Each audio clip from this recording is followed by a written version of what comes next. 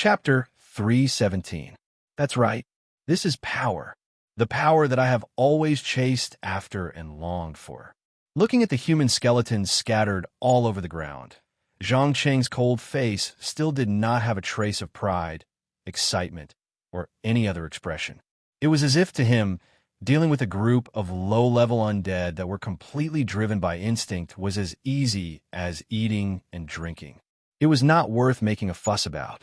In fact, as he got closer and closer to the upper limit of the mage profession template, he could clearly feel that his control over magical energy was increasing, and the power and area of effect of his spells were also increasing.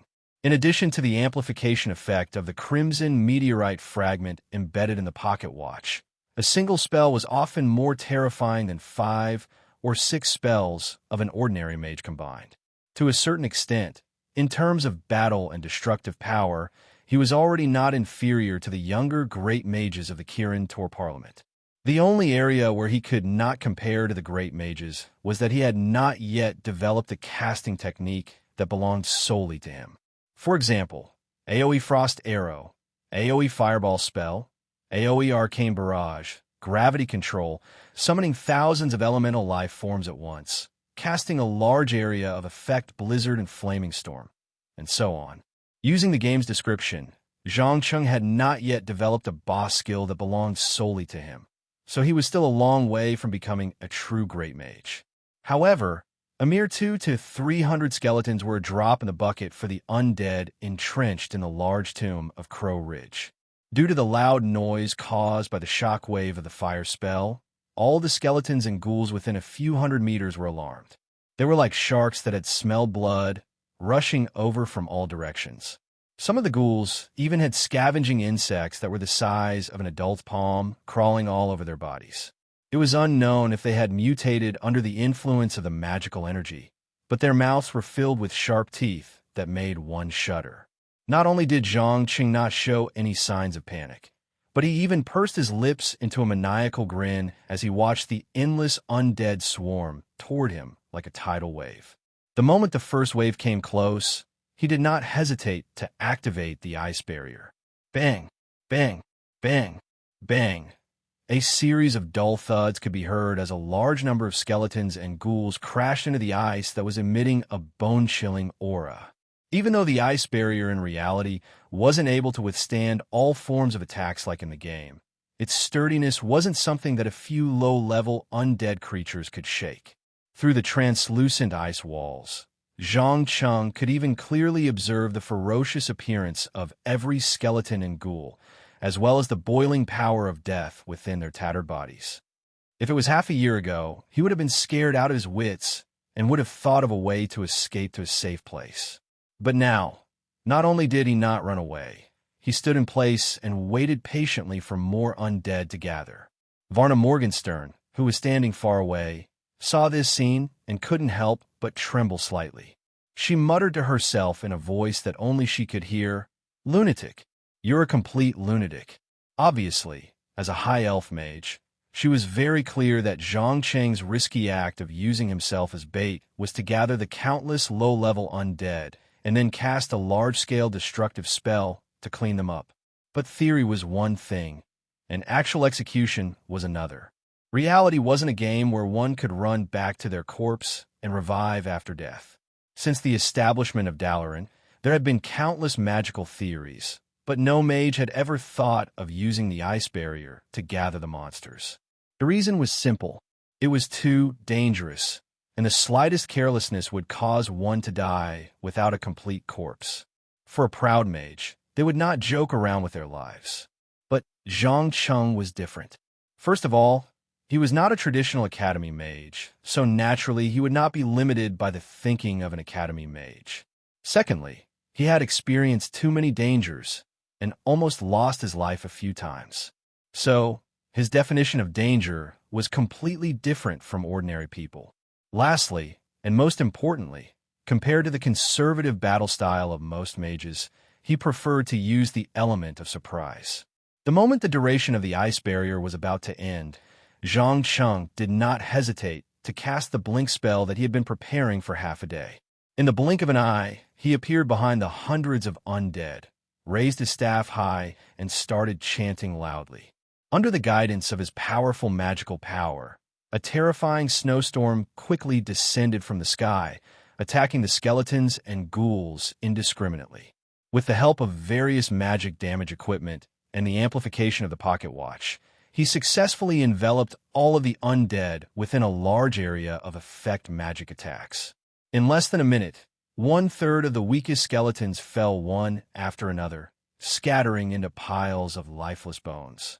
The bone-piercing hailstones not only caused considerable damage, but also greatly slowed down the movement speed of the enemies. When the undead approached the target again, they were not in good condition. Most of them had either lost an arm or a leg, and their bodies were covered in a thick layer of frost.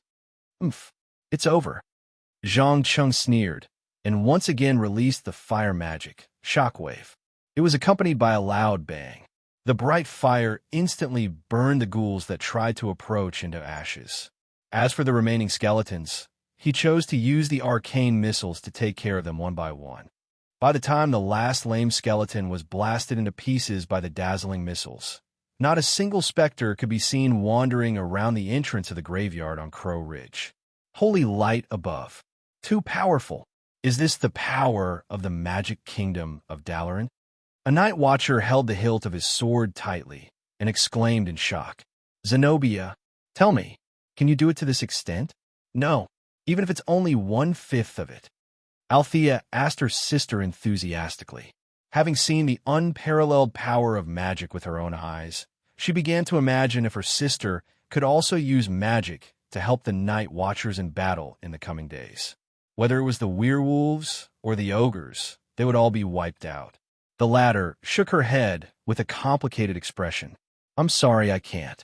Not to mention that I'm just an apprentice. There are not many combat mages in the entire Dalaran who have such destructive power." "That's right. You should feel lucky, little human girl." Varna Morgenstern interjected meaningfully, and then was the first to come forward and support Zhang Cheng, who had exhausted too much of his mana. Perhaps others did not know the drawbacks of releasing large-scale destructive spells, but she knew very well that the larger the area of effect and the more powerful the spell, the more mana it would consume. Even archmages would inevitably enter a temporary state of weakness after conducting a strategic magic ritual. Zhang Cheng did not decline the kindness of the female elf. He directly held her slender and soft right hand and began to absorb her energy. Chapter 3:18. How do you feel? Are you feeling better? Varna Morgenstern asked as she looked at the young mage's eyes that were constantly changing between black and violet. Zhang Cheng took a sip of the cool river water and shook his dizzy head. "I'm fine. It's just a little too much casting. It's not a big problem. However, I'm afraid that I won't be able to deal with hundreds or thousands of undead creatures in a short amount of time." "No, you don't understand what I mean. Don't you think that your actions just now were a bit crazy and reckless? As a mage, you should use your wits instead of violence to solve problems. I admit that you have an unparalleled talent in battle, but that doesn't mean." Before Varna Morgenstern could finish, Zhang Cheng impatiently interrupted, "I know what you're going to say. Indeed, wisdom is very important to mages. From a certain point of view, mages should represent wisdom. But sometimes, wisdom doesn't mean that you can solve all problems, especially when you're facing a group of irrational enemies. The only choice is to use the most direct method of violence. Look at this endless sea of undead creatures. Do you think you can negotiate with them? But you shouldn't have put yourself in danger. Did you know that in a situation like just now, a small mistake would have caused you to be torn to shreds by the countless undead? I don't want anything to happen to you, and I don't want to lose the chance to taste the pure water of the Sunwell." The female elf warned through gritted teeth. Obviously, if there was anyone in Azeroth who cared about Zhang Cheng's life the most, it would be her. "Ha ha, all right, maybe you're right. I'm a bit too crazy." Zhang Cheng let out a burst of strange laughter. He wisely didn't continue to argue with her. Instead, he stood up and walked over to the 2 pots that were already boiling. Zenobia, who was guarding in front of him, quickly stood up and bowed. She said with a slightly trembling voice, "Master, I've poured in all the solvent according to your request. Well done. Now, let everyone leave. You better pretend that you didn't see what's going to happen next."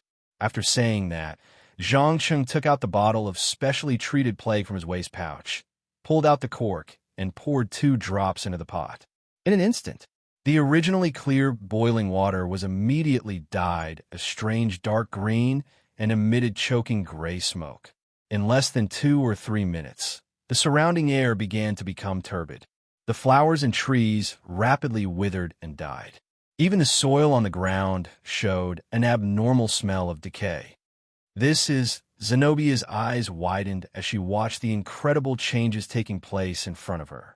She became abnormally nervous. Although the location of the outbreak of the undead calamity was in the north of the eastern continent, which was the territory of the Rotterdam Kingdom, it did not mean that she had not heard of the horror of the plague. On the contrary, because the orcs had destroyed one of the most powerful human kingdoms in their first outbreak, the fear of the orcs far exceeded that of the orcs who had invaded Azeroth. Zhang Cheng nodded calmly. "That's right. This is the magical plague. To be exact, it's a special plague that's been strengthened. Not only does it allow the infected creatures to transform from life to death in a matter of minutes, it also strengthens the basic abilities of the undead creatures. However, as a price, these undead creatures would consume a large amount of death energy. In other words, if they don't get replenishment from the outside world, they will quickly run out of energy and die." "I understand now. You plan to use this method to eliminate the hordes of undead in the Great Tomb, right?" Zenobia's face showed an expression of sudden realization. "Yes, but this method has a fatal flaw. That is, in a large number of undead, it's inevitable that there will be 1 or 2 special individuals who can survive the energy consumption and complete their evolution. This means that after the plague, we still have to deal with a few high-level undead." Zhang Cheng explained as he pulled the girl away from the smoky pincers. In fact, there was no need for him to remind them. The night watchers consciously retreated outside the fence. Althea even took out a handkerchief to cover her mouth and nose. After about 10 minutes, some of the low-level undead, driven by instinct, began to slowly approach the pincers. Then, under the corrosion of the thick gray fog, they gradually became restless and excited. This was especially true for the ghouls, who would occasionally roar. Whether it was their movements or reactions, they were several times faster.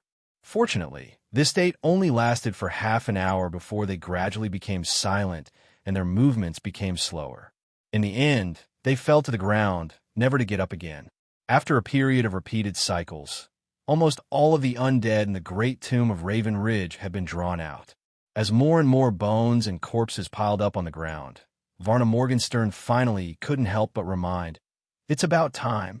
If this continues, the plague will completely contaminate this land, and there will be no possibility of recovery.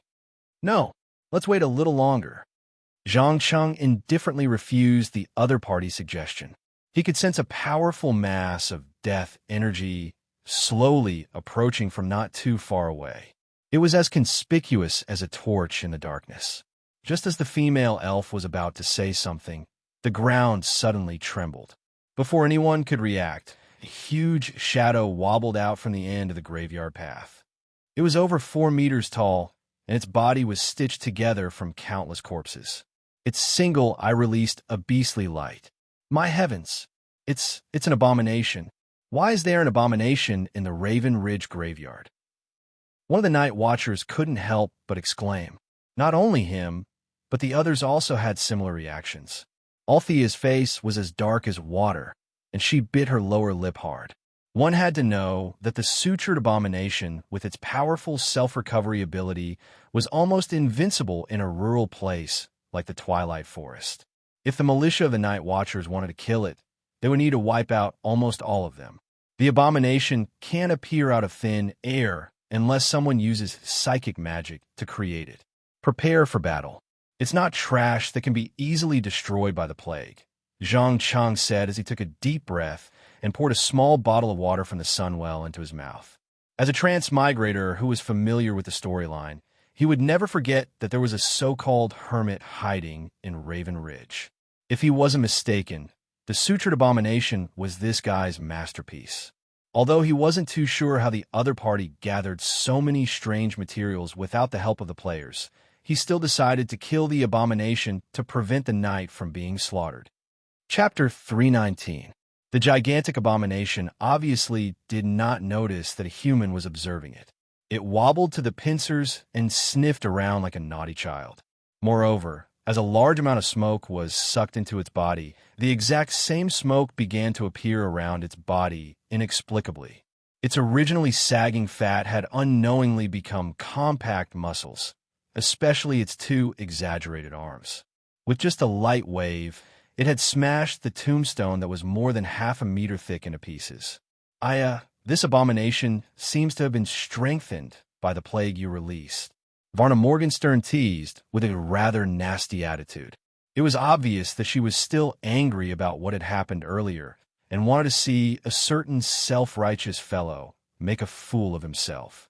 The corner of Zhang Qing's mouth twitched involuntarily. He pretended to be nonchalant and shrugged his shoulders. Don't worry, it's just a crudely made defective product. I'll get rid of it soon. Get rid of it? Just because you have less than half of your mana left? Stop joking. This is an abomination. It's one of the most tenacious and difficult to kill undead creatures. The female elf rolled her eyes in annoyance. Difficulty is always relative. Even if I only have half of my mana left, getting rid of an abomination isn't too difficult a task. Having said that, Zhang Cheng drank a bottle of lesser invisibility potion without batting an eyelid. His entire body swayed in the air twice before vanishing without a trace. Just as the few night watchers were trying to figure out why a living person would disappear for no reason, a ball of fire suddenly lit up in the air in the distance, followed by a jerky incantation that reverberated in their ears. In just a few seconds, a gigantic fireball that was more than a meter in diameter flew straight towards the abomination's location. In the next second, boom, the pyroblast that was comparable to a baby's bathtub smashed right into the abomination's hideous head. The violent explosion instantly caused it to stumble back a few steps, the high temperature of the flames even charring the area above its neck black. Roar. Eat. Eat. Eat. I'm going to eat you. The sudden attack had undoubtedly aroused its manic and ferocious nature. It immediately swung its axe and hook, wanting to tear apart the tiny human that had ambushed it, and then swallow him as a supplement. Unfortunately, as soon as the abomination began its charge, an ice arrow emitting a bone-piercing chill came one after another, directly piercing through one of its knees. In a very short period of time, the area around the knee was completely frozen, greatly limiting its movement speed. In the end, it was still a lowly life form that did not have the ability to think independently and acted entirely on instinct. So what if it had a powerful vitality? Without the wisdom to match it, you can only become a fish on the chopping board. Zhang Cheng sneered as he turned around and cast Blink to increase the distance between them.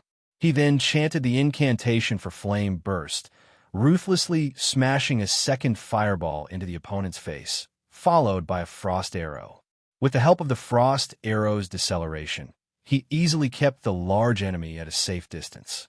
He then used Flame Burst after Flame Burst to kill the abomination in its charging path, not giving it a chance to get close to him. Even though he had secretly used a mana ruby that he had prepared beforehand due to his lack of magic, he had still used the naked reality to prove a classic saying in the game. No matter how powerful a warrior was, he was merely a pitiful worm that could be casually toyed with by a mage. Sir Mage, you've killed an abomination, a genuine abomination of the undead. Althea had run over at some point, her hand trembling slightly as she held onto her sword. Her eyes were filled with undisguised respect and admiration. Looking at the corpse that was emitting a strong, rotting smell not far in front of him, Zhang Cheng shook his head with a serious expression. No, strictly speaking, it is only an unfinished product. It lacks the soul necessary for a top-level undead. Look here, almost half of the stitches are new. Now I have reason to suspect that there is a necromancer or alchemist hiding in Crow Ridge. Damn it, What should we do next? Althea asked through gritted teeth as she used her sword to jump away from the abomination's stomach. It's very simple. Now that most of the low-level undead have been wiped out by the plague, we'd better go in and investigate. I also want to find out why the Twilight Forest is so big, but only the cemetery in Crow Ridge is affected. Zhang Cheng straightforwardly stated the purpose of his trip. Although the game did not reveal why the corpses in Crow Ridge had been awakened, the parchment scroll gave a mission, and that was to unravel the truth hidden behind the scenes. Obviously, the large number of undead in Crow Ridge was not affected by Karazhan's curse, as the rumors said. There was another reason. Hearing that they had to go deep into the tomb, Althea suddenly became a little hesitant.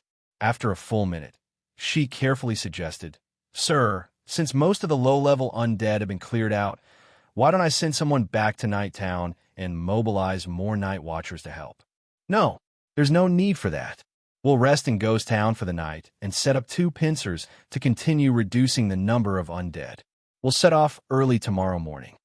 Zhang Cheng gave the order in an unquestionable tone. "All right, I'll make the arrangements. Please have a good rest tonight. I'll leave everything to you." Althea placed one hand on her chest and bowed deeply. She turned and walked toward a few of her subordinates, intending to arrange the work. But before she could take a few steps, Zhang Cheng suddenly shouted, "Wait." Dig opened the abomination's chest. If I'm not wrong, its heart should have condensed a piece of necromancy essence. Necromancy essence? Althea was slightly stunned. She hurriedly raised her sword and stabbed it into the abomination's heart. In an instant, a ball of purplish-green light jumped out along with disgusting, filthy blood. It was like a piece of crystal, but it was so strange that it made one's hair stand on end. It was as if something was constantly swimming inside it. If one got a little closer, they could even hear an ear-piercing scream. There was no doubt that this was the necromancy essence that would only be nurtured in the body of some high-level undead. It was a crystallization of death and shadow energy. Whether it was making high-level magic items or concocting alchemy potions, it was used. Not bad. Maybe the purity is not very high, but it's barely enough. Looking at the sparkling energy crystal lying on the ground, Zhang Cheng nodded in satisfaction. With both life essence and necromancy essence, he could begin to try some interesting exploration experiments, such as extracting life, resurrecting the dead, strengthening the undead, and so on. Chapter 320. After a simple night's rest in the ghost town, the team readied themselves and set off the next day. They followed the path of the cemetery and headed deep into the cemetery. The Raven Ridge Cemetery was the resting place of countless nobles and civilians of the Stormwind Kingdom. It covered an area of more than 3,000 square kilometers, especially the central location of the cemetery that extended deep into the ground. It was said that tens of thousands of Alliance soldiers and heroes who died during the war with the orcs were buried there. If all of them were turned into undead, then even the regular army of Stormwind City would suffer heavy losses. Fortunately, not all of the corpses in the cemetery were transformed by the mysterious power. In addition, the plague had eliminated many resurrected skeletons and ghouls, so they did not encounter too many obstacles along the way. When the team arrived near the entrance of the cemetery, Zhang Cheng did not even use any spells. He had easily killed more than 20 low-level undead with a magic sword in his hand and devoured their painful and despairing souls. Feeling the excitement of the soul hunter after eating, he calmly put the sword back into the scabbard and snapped his fingers. Snap! Whoosh! The originally extinguished torches and braziers in the cemetery were all lit up. While the Night Watcher was stunned, Varna Morgenstern suddenly leaned over and said in a low voice, "I didn't expect you to have such good swordsmanship. Sometimes I really wonder if you're even a human." "Oh, why? Do you suspect that I'm a giant dragon in human form?" Zhang Cheng pursed his lips and asked with a faint smile. "Huh, who knows?" The female elf pretended to blink her eyes playfully and decisively ended this somewhat dangerous topic.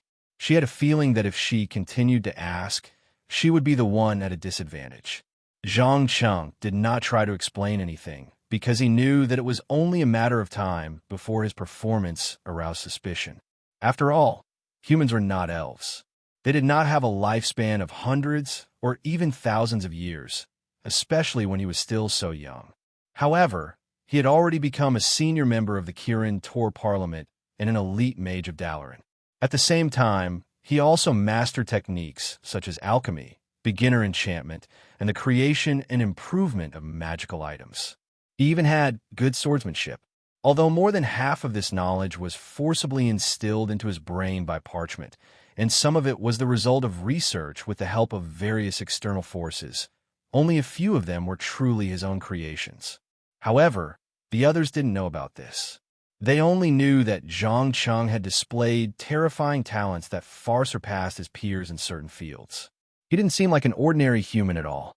Of course, as a surpasser who was determined to obtain knowledge and power at all costs, Zhang Cheng didn't really care what others thought of him. The only thing he needed to do was to keep an eye on the experts who stood at the top of each world and surpass them one by one until he broke free from the control of the owner of the parchment. After making up his mind once again, he took a deep breath and stepped into the dangerous entrance of the underground tomb alone, completely ignoring the nervous shouts of the night watchers. The closer he got to the depths of the tomb, the clearer he could feel that there seemed to be something calling out to him. Perhaps this was the reason why the parchment scroll suddenly gave him a quest and a reward. As he walked along the dark and putrid tunnel, Zhang Cheng discovered that the scattered undead along the way seemed to be controlled by some mysterious force. Not only did they not attack the living, but they also wandered around aimlessly. Even if he touched them with his hand, the undead wouldn't react at all. Obviously, this situation was definitely not normal. According to the description in the book, the undead had an innate hatred for the living. Unless there was a stronger force restraining them, the low-level undead would not be able to control themselves from attacking the living. Interesting.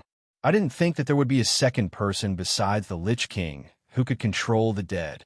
Zhang Cheng muttered softly as he quickened his pace, leaving the people behind him far behind.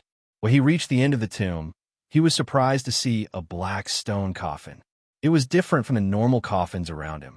This coffin was exceptionally large, almost 10 times the size of a normal pipe. There were no engravings on the surface of the coffin. Instead, there were dense arcane runes engraved on it. However, for some reason, a few of the runes near the seal had become blurred. A strong, evil, and deathly aura continuously spread out through the cracks. Out of curiosity, he gently placed his hand on the coffin and immediately felt countless cold voices reverberating in his ears. "Weakling, obey my will, destroy the runes. Open the coffin, let me out. I will grant you great power and eternal life." These voices were like mental attacks, constantly attacking Zhang Cheng's brain, trying to affect his consciousness and judgment. Unfortunately, he was not affected at all. Instead, he transmitted his consciousness and asked, "Who are you? Why are you buried here?" "My name is Okair. I'm a powerful orc warlock, one of the members of the Shadow Council. I was plotted against by Gul'dan.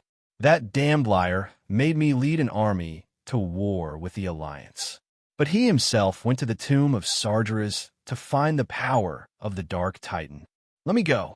Human, I swear I will grant you great power. True power." The orc warlock who called himself Okair let out an uncontrollable roar. "Oh, how do I know you're not lying to me?" Zhang Cheng pretended to be very interested and questioned her. "Lying to you? No. The great Okair would never lie to a weak human wizard. Come, put your hand near the seal. I can first grant you some warlock knowledge and power. Then you will understand how powerful I am." A playful smile appeared on Zhang Cheng's face as he listened to this arrogant guy boasting about himself. He bent down and carefully examined the runes around the coffin. After confirming that the blurry runes wouldn't affect the overall effect of the seal, he placed his hand on it. Obviously, Okari could feel the warmth that was unique to living humans, and he laughed maniacally. "Ha ha! Close your eyes and feel my greatness. There is no power in this world that can compare to a warlock." Just as he finished speaking, a huge amount of knowledge flowed into Zhang Cheng's mind through the mental link. shadow arrow, sacrifice, summon demon, curse of weakness, corrosion, fear, life diversion, curse of pain, soul drain, lifestone creation, life passage, curse of recklessness, devil's breath, burning pain, magic armor, fire rain, eye of Kilrog, mana drain, detect invisibility, curse of language, banish, firestone creation, elemental curse, shadow curse. What was even more frightening was that apart from the knowledge, there was also a terrifying evil energy that entered his body and ran amok, completely uncontrollable. Chapter 3:21. Damn it, I've been ambushed. Feeling the mana rampaging through his body and destroying several magic circuits, Zhongqing finally understood the opponent's plan. This sinister orc warlock wanted to use the dark energy to destroy his spellcasting ability, and then threaten him with the knowledge of the warlock to force him to break the seal. After all, most mages had an inexplicable obsession and desire for power. Once they lost their spellcasting ability, they would inevitably be impatient to find a replacement, and this dark energy would be the light that lit the path of the warlock. Needless to say, Orkley had successfully exploited Zhongqing's greed for power and knowledge, but he had underestimated his decisiveness. There was no hesitation. In order to limit the destruction of the magic circuits by the dark energy, Zhongqing took the initiative to cut off the circuit used by the left side of his body to cast fire magic. Then, according to the knowledge that had just been instilled into his brain, he began to reconstruct the circuits needed to cast spells. He did not know how long it had been, maybe a few minutes, maybe a few hours. In short, when he finally converted the invading dark energy into a part of his own power, his whole body was soaked in sweat, and his left eye was emitting a terrifying green light. The hand that was pressed against the seal of the sarcophagus had almost become a claw covered in purple scales. There was no doubt that he was now a warlock who could summon demons and cast all kinds of curses and shadow magic, especially that half-demonized arm, which many experienced warlocks might not be able to do. It was important to note that the power of a warlock came entirely from the Burning Legion, so demonization meant greater strength, resilience, magic resistance, and control of dark energy and shadow. It was said that some warlocks could even be like Illidan, completely demonizing their body without losing their mind, and could turn an army into ashes with just a wave of their hand. But Zhongqing's current state was entirely due to the orc in the sarcophagus. His heart was filled with anger and murderous intent, and as a price, he could no longer cast any fire magic in the way of Azeroth's mages.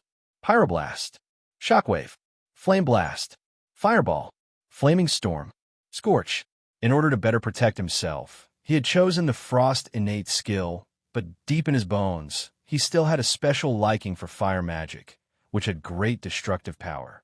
With intense hatred, he took a deep breath and waved his demonized left hand, destroying all the arcane runes on the coffin. A cruel smile appeared on his face.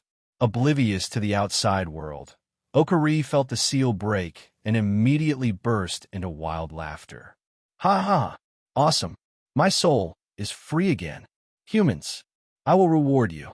Now go and prepare a few fresh corpses for me. I want to break through the boundary between life and death and be resurrected. Just as he finished speaking, black smoke poured out of the gaps in the coffin, slowly condensing into the figure of a tall and ugly orc. He had green skin, scarlet eyes, and 2 exposed fangs. He held a staff made of a large piece of shadow crystal in one hand and a Dreenii skull in the other. Although his main body was in a soul state, the things he carried with him were real. It was obvious that death had not caused this orc warlock to lose his power, which was why he was sealed in this hidden corner. However, just as Okari widened his eyes and carefully sized up the young human who had released him, Zhongqing suddenly grabbed him with his demonized left hand and spoke in a chilling demonic language. "No, stop, you lowly human. How dare you?" As a warlock, Okari was naturally familiar with the demonic language. He quickly understood the meaning of these unfamiliar words, and his face was filled with shock and anger. Unfortunately, he could not react in time. He could no longer maintain his soul form and began to be squeezed by an external force. In the end, he turned into a palm-sized, purple, translucent crystal. Feeling the soul in the crystal continuously roaring, Zhang Cheng sneered and mocked. Humph! How does it feel to have your soul extracted? Don't worry, I will slowly squeeze you dry of your value, and then sacrifice your soul fragments to the demons. I believe that a powerful demon will be willing to sign a contract with me. Remember, anyone who tries to plot against me will have to pay a price for this assistance, and your price is your soul. After saying that, he bent down to pick up the staff, skull, and beast tooth necklace that had fallen to the ground. At the same time, he opened the sarcophagus to see if there were any valuable items left inside. However, before he could begin to identify the specific uses of these items, he suddenly heard footsteps from afar. Without asking, he knew that the night watchers in Varnachinga had arrived. Damn it! My current appearance is not suitable for outsiders to see. Zhang Cheng lowered his head and glanced at his left hand. He decisively cast a teleportation spell above his head and left the underground tomb, silently disappearing at the end of the forest. He was not an idiot. He knew that warlocks in the human world would definitely not be able to strut around with demons as they did in the game. On the contrary, warlocks had to conceal their identity and whereabouts and secretly study the power of demons like a group of criminals. Furthermore, with his current appearance, he would definitely cause unnecessary trouble if he was discovered. He needed to find a quiet place and slowly familiarize himself with the power of a warlock until his body recovered. Fortunately, Crow Ridge was close to the western wilderness. What he needed to do was to temporarily find the Phidia Brotherhood and use their power to hide his tracks. He believed that Edwin Van Cleef, who was planning to overthrow the Stormwind Kingdom, would definitely not mind taking in a warlock as a companion. Just like that, Zhang Cheng tried his best to cover his abnormal arms and eyes with a wide mage robe and cloak. He passed through Crow Ridge alone and entered the borders of the western wilderness, heading towards Moon Creek Town along the mainland. He knew that the Phidia Brotherhood's lair was in the death mines deep within Moon Creek Town. Even the MI7 spies of Stormwind City, who were known to be all-pervasive, would not be able to extend their reach there for the time being. It was definitely an ideal place to hide. In order to reveal his whereabouts, he deliberately chose to hide during the day and travel at night. It took him about 3.5 days to reach the borders of Moon Creek Town. However, before he could get close to the town, a sharp dagger was pressed against his neck. The bone-piercing chill instantly caused goosebumps to appear on his skin. Speak. Who are you? Why are you sneaking around Moon Creek Town? The owner of the dagger deliberately asked in a low and hoarse voice. Chapter 322. In the depths of the death mines, a man in black leather armor stood on the deck of an unfinished warship. He frowned, as if he was thinking about the next step of his plan. He was none other than the creator of Stormwind City, the former leader of the Stonemason Guild, and the leader of the Brotherhood of Phidia, who was feared in Stormwind City, Edwin Van Cleef. As a man whose heart was filled with anger and hatred, he only had one goal in mind, and that was to destroy Stormwind City, kill all the arrogant nobles, and use their blood to ignite a revolution against the feudal system of the human world. Of course, it was not easy to achieve this, especially since Stormwind City not only had a strong professional army, but also had the Mage Tower, the Cathedral, MI7, and other special organizations. None of these were things that the Brotherhood could deal with. Because of this, after Edwin Van Cleef took control of the western wilderness, he did not blindly expand. He only infiltrated the Twilight Forest and Elwyn Forest to avoid provoking the sensitive nerves of Stormwind City. What he wanted to do was to build a strong fleet and then approach Stormwind City from the sea. He wanted to use cannons to create unprecedented chaos and destroy people's confidence in the Stormwind Kingdom and the rule of the nobles. However, building a fleet required a lot of money, especially the expensive cannons. They could not be built in normal places and could only be obtained from the goblins through trade. All the intelligent races in Azeroth knew that these green-skinned dwarves did not care about good or evil. As long as there was money to be made, They would even sell their own mother. Unfortunately, even though he had earned a lot of money from robbing houses and mining, it was only enough to build 3 warships, and the one under his feet was the first warship that was about to be completed. Just as Edwin Van Cleef was considering whether he should wait until the completion of the first ship to sail to the port of Stormwind City to teach those nobles who had humiliated him a lesson, a man with a red mask on his face jumped onto the deck and reported in a low voice, "Leader, we found a sneaky young man outside of Moon Creek Town. He said he wants to see you." "Sneaky guy? Is he a spy?" Edwin Van Cleef frowned. The reason was simple. Recently, he had taken care of at least 6 or 7 suspected agents from MI7. As Matthias Shore's former best friend, he knew all too well how powerful his friend was. Similarly, Matthias Shore also knew how difficult it was to deal with him. When the two of them were young, they had even sparred with each other in terms of leaping onto roofs, vaulting over walls, and aiming for vital points. Therefore, they were very wary of each other after they became enemies. "No, I don't think he's a spy. Anyway, the situation is a little complicated. You'll know when you see it with your own eyes." The man in the red mask quickly replied.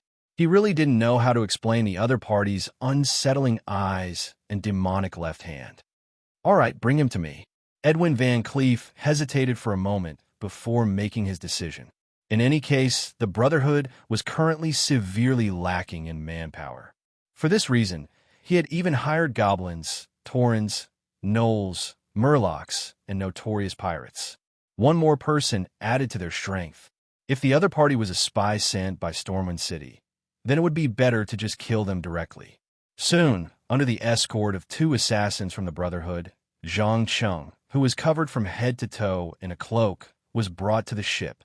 Edwin Van Cleef narrowed his eyes and looked at the other party from head to toe. After a full minute, he smiled and asked, "You want to see me?" "Yes." Zhang Chung calmly placed one hand on his chest and bowed slightly to show his respect. One had to know that in the next few months, he would have to rely on the other party to support him. Naturally, he had to be humble. "Why are you wearing a hood? Is there something you can't show?" Edwin Van Cleef continued to probe without hesitation. How should I put it? My current appearance is a little scary. If you don't mind, it's okay to take it off." After saying that, Zhang Chung raised his hand and gently took off the hood on his head. Instantly, everyone's eyes revealed a trace of fear that came from the bottom of their hearts. At this moment, the pupil of his left eye had completely turned into a dark green that symbolized magical energy. From time to time, it would even reflect a flame-like glow.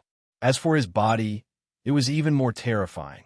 The left half of his body, from his hand to his shoulder, to his neck, and even his face, was covered with a layer of purple scales. Moreover, there was an ominous black fog around the scales. It was obvious that in the short 3.5 days, the condition of his left hand was not under control. Instead, it had begun to transform into a demon form. There was a small bulge on his forehead, and if there were no accidents, it would not take long for a horn to grow out. The demon. Edwin Van Cleef's expression changed slightly. Even though he had seen a lot, he could not help but be shocked by the frightening scene in front of him. In fact, it was not only him. The shipbuilders and supervisors around him all took a few steps back, their faces full of fear. There was even a little girl with black hair who could not help but scream. Zhang Chung had already expected such a situation to happen. He helplessly sighed and explained, "No, I'm a warlock. My current appearance is just a small accident while researching the power of demons. Also, I heard that the Brotherhood is recruiting. I wonder if you would be willing to accept me?" Edwin Van Cleef obviously hesitated for a few seconds before he continued to ask, "What can you provide for the Brotherhood?" "A lot. First of all, I have decent alchemy skills. I can concoct potions for the Brotherhood. Secondly, I have the power to summon and control demons. I can provide the Brotherhood with decent combat power. Lastly, and most importantly, I can't possibly be a spy from Storm City. I believe you should be very clear that with my appearance, it is impossible for me to be accepted by the high and mighty nobles of Storm City. Therefore, the possibility of me being a spy is almost zero." As he spoke, Zhang Chung smiled confidently and spread his hands. In order to hide his identity, he did not reveal that he was a mage of the Kirin Tor Council. Even the violet ring that symbolized his identity was taken off and hidden. Edwin Van Cleef nodded thoughtfully. That's right. You are a talent that the Brotherhood needs. But I still want to ask one last thing. What do you want from us? My request is very simple. A quiet residence, some special materials that need to be consumed for research, a set of alchemy tools, and 3 meals a day. That's all. Zhang Cheng pretended to be down and out as he listed his conditions. Chapter 323. Under Edwin Van Cleef's arrangement, Zhang Cheng was given a simple house in the Death Mines. Even though it was just a wooden house built with dry stencils, it was enough for him, whose body was constantly being corroded by evil. Without any hesitation, he used less than an afternoon to concoct 30 bottles of beginner healing potion, proving his worth to the Defias Brotherhood. It should be noted that those who mastered alchemy had always been the important reserve talents of various countries and forces. They were not bandits or warriors who could be casually sacrificed as consumables. Therefore, the suspicion of spies had mostly disappeared. What was left was the routine of sending people to keep an eye on them for a few months. But Zhangqing obviously did not care about the 2 masked men outside the house 24 hours a day. His mind was full of thoughts on how to control the spreading demonization. He devoted himself to learning and studying dark energy and shadow energy, absorbing and digesting all knowledge and power related to the warlocks. Under his crazy and cruel torture, Akrel finally revealed the truth. It turned out that the dark energy that had invaded his body was not just dark energy, but also an incomplete demon soul. Although the demon soul was still in a deep sleep due to its severe injuries, it was still enough to cause a terrible impact on a mortal's body. The Orc Warlock's initial goal was to first transform Zhang Cheng into a demon, and then use the demon enslavement technique to make him his servant. But what he didn't expect was that Zhang Cheng wasn't the kind of young mage who was inexperienced in magic. When he noticed that something was wrong, he decisively abandoned some magic circuits and quickly built the magic circuits needed by warlocks to cast spells. The moment he left the seal, he directly extracted his soul. I see. There's a demon soul living in my body. Zhang Cheng, who knew the truth, narrowed his eyes and whispered. Obviously, there were 2 choices in front of him. One was to completely give up the warlock's power that he had gained at the cost of fire spells and extract the dark energy and the demon's soul from his body. The advantage of this was that there was no danger, and as the dark energy and the demon's soul left his body, his mutated body would return to normal. But the disadvantage was that he could only cast frost and arcane spells in the future. As for the other option, it was nothing more than retaining the power of a warlock and forming a symbiotic relationship with the demon's soul. In this way, not only could he obtain strength far beyond that of an ordinary warlock, but he could also use fire spells with evil energy to make up for his losses. Most importantly, a demon soul was a natural source of constant energy. Although it could only provide 2 types of energy, dark energy and shadow energy, it was still a good trump card. The only problem that needed to be solved was that the sleeping demon soul would wake up one day. At that time, it would definitely think of ways to tempt him into depravity or even secretly think of ways to seize control of the body. In addition, the demonization of the body was also a troublesome matter. At most, it could only be limited to a certain part of the body, and there was no way to completely eradicate it. Just as Zhang Cheng was frowning and weighing the pros and cons, a petite figure suddenly appeared near the window. Half of her head popped out, and her eyes were wide open as she stared into the room. Her eyes were filled with curiosity and fear. "Vanessa, is that you?" Zhang Cheng asked without turning his head. As an idler who had lived in the death mines for 2 weeks, it was naturally impossible for him not to recognize the famous daughter of Edwin Van Cleef. In fact, this little girl was in a semi-free state most of the time. As long as she did not go near the surface exit, she could go anywhere she wanted. From time to time, she would even learn some stealth, sneak attacks, and poison-making skills from the bandits of the Brotherhood. But ever since Zhang Cheng came, The girl's attention was firmly attracted to him, especially the wonderful alchemy and magic, which deeply fascinated her. Dad asked me to inform you to remember to attend the meeting on the ship after lunch. Vanessa nodded her little head lightly. Oh, I got it. Zhang Cheng agreed without hesitation. As one of the few spellcasters and alchemists in the Phidia Brotherhood, perhaps he had only joined for a short time, but he had also obtained the right to participate in decision-making meetings. It was just that he did not express any opinions most of the time. What are you doing? Vanessa did not leave after receiving the reply. Instead, she climbed in through the window and asked with a face full of curiosity. Looking at this quick-witted little girl, Zhang Cheng could not help but shake his head with a smile. No, nothing.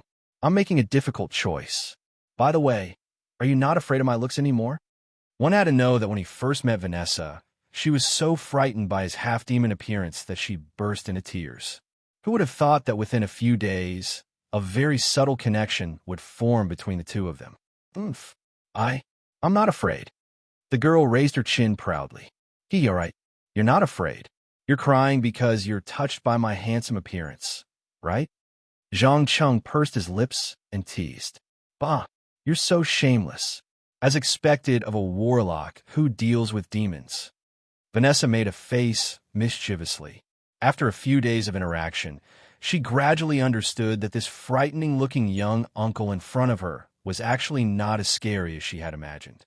Instead, he was a very humorous and witty person and had many interesting things in his hands. Haha, thank you for the compliment, Miss Van Cleef. If you don't mind, could you please leave us for a moment? I'm going to do a more dangerous experiment, and I don't want you to get hurt. Having said that, Zhang Cheng handed her a bottle of silver-white potion from the shelf. No problem. Don't forget to go to the meeting. Vanessa jumped up and snatched the bottle of potion, disappearing into the dark depths of the mine. Looking at her carefree figure, Zhang Cheng sighed softly and muttered to himself in a voice that only he could hear. What a pitiful girl. Enjoy your happiness while you still can. It won't be long before everything you have is gone, and you'll be devoured by the monster called hatred. Sighing was one thing, but he had no intention of interfering with the fate of the Van Cleef father and daughter. After resting for a while and having a rather sumptuous lunch, he quickly began to draw complicated patterns on the empty living room floor of the wooden house. This time, he was not drawing arcane runes, but demonic runes that emitted a strong, evil aura. It was obvious that Zhang Cheng wanted to try summoning a demon, and whether he could succeed would depend on his luck. After all, summoning a demon in reality was not like in a game, where one only needed to complete a series of missions and pay a soul shard. Chapter 3:24. There was no doubt that drawing a summoning circle was not an easy task. Normally, warlocks would need to spend at least 1.5 hours to complete the carving of demonic runes and activate them with fresh blood. However, to ensure safety, especially the part in the center of the circle that was used to bind the demons, it had to be checked multiple times to ensure that there were no mistakes. This process would usually last for more than 3 days. Those who were cautious would even use a week to half a month to repeatedly check until they could not find a single flaw. If one wanted to use it for a long time, they would have to go through a series of magical reinforcement. In short, the strictness of the summoning circle determined the life and death of the warlock. Therefore, no warlock dared to be careless because those who were careless were usually killed by the demons during the first ritual. Fortunately, Zhang Cheng had a great cheat, and that was the demonized half of his body. With the help of the abnormal state of this half of his body, he did not need to check if there were any mistakes in the combination of runes one by one. He only needed to extend his arm to feel the resistance, and he could easily determine if the binding part of the demonic runes was working. In less than 2 hours, he had completed a passage that connected to the distorted void in the living room of the wooden house. Accompanied by the foul demonic language, the runes around the summoning circle began to emit a dark green glow. Then, the center began to emit terrifying flames of evil energy. Through the burning flames, Zhang Cheng could vaguely see an ugly, distorted face that emitted powerful, evil energy. Just as he was about to get closer for a closer look, A thick claw forcefully tore through the space and allowed a huge upper body to squeeze through the passage. A head that was burning with evil energy flames, a mouth full of sharp teeth, a shield made of unknown metal hanging from its abdomen, and a bunch of uncoordinated wings on its back. Through the gaps in the passage, he could vaguely see that the upper body of this demon was similar to a human, but the lower body was like a reptile, like a dragon man. Not only did it have a tail full of bone spikes, but it also had 4 restless hooves. Without a doubt, this was a Lord of the Abyss, a high-ranking commander of the Burning Legion. At the same time, it was also a synonym for violent, cruel, and murderous.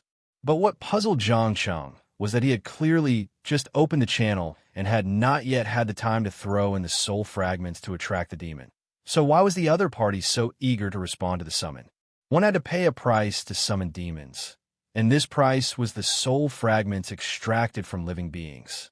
The more fragments and the higher the quality, the easier it was to attract the attention of high-level demons. In fact, all the demons that could be controlled and enslaved by warlocks, be it the imp, the void walker, the hellhound, the succubus, the hellfire, or the doom guard, were all at the bottom of the army. The true high-level demons would not allow mortals to control their will. Simply put, the Dreadlord, Arita, and the Abyssal Lord were the masters of the source of power for warlocks. Warlocks could summon and enslave the legions under them. The Abyssal Lord first widened his eyes to observe the surroundings before roaring in a low and hoarse voice. "Lowly ants, tell the great Carter Kaz, what do you want? Power? Money? Or power?" "No, I don't want anything. I just want to ask a few questions." Zhang Cheng lowered his head and stared at the binding runes in the summoning circle that could collapse at any time. As long as one of these runes was destroyed, he would definitely turn and flee. As for whether the death mines and the western wastelands would be occupied by demons, that was none of his business. After all, the Abyssal Lord was a terrifying monster that could destroy an entire city alone. With his current strength, let alone fight back, he might even be devoured by the boundless evil flames on the spot. Questions. The Abyssal Lord, who called himself Carter Kaz, showed a trace of doubt on his ferocious face. Obviously, in his memory, most warlocks summoned demons for nothing more than power, money, and power. This was the first time he had heard of one asking questions. Yes, questions. I want to know how to stop a sleeping demon's soul from invading my body.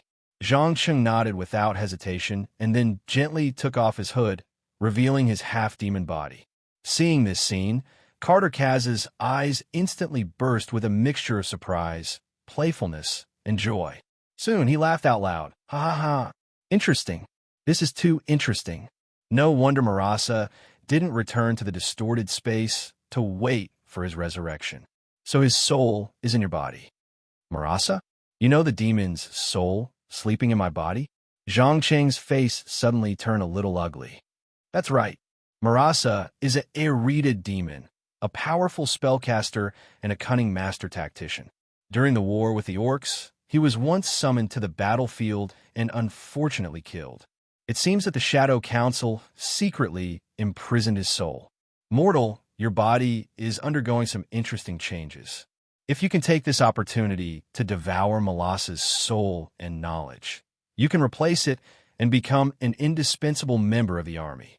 Katgaz's mouth cracked into a sinister smile. Although the Burning Legion had been integrated by Kill, Jaden, and the Arkherons, ending the originally chaotic way of management, there was still plenty of scheming in the dark. There were endless cases of people trying to harm each other. It was obvious that this Abyssal Lord and the Arita demon called Marasa had a secret grudge, so it wasn't surprising that he wanted to get rid of him. Devour Marasa's knowledge and soul? Then will I become an Arita demon? Zhang Cheng asked with furrowed brows. Hee, it's hard to say. Maybe you'll become an Arita, or maybe a brand new demon will be born. Who knows? How about it?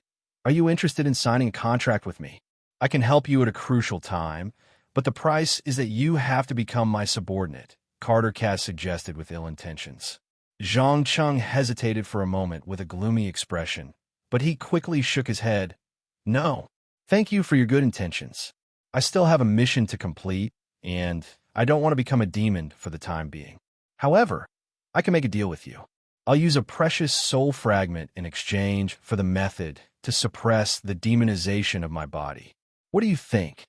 Having said that, he took out the crystal that imprisoned Okari's soul from his pocket. Chapter 325. Oh, the soul of a beastman warlock. As a lord of the abyss, Cartagaz could recognize the essence and value of the soul fragment with just a glance. An expression of interest appeared on his sinister and ugly face. After Sar led the beastmen and Taurens to victory in the holy war at Mount Hyjal, he wantonly promoted shamanism among his compatriots to replace and suppress the influence of the warlocks. Now, except for a few small groups, most of the beastmen had given up on obtaining power from the demons, so the number of warlocks was decreasing. Apart from the Blackrock clan that was loyal to the Black Dragon King, Nefarian, and the Dragonroar clan that wandered around the wetlands, there were very few beastman warlocks.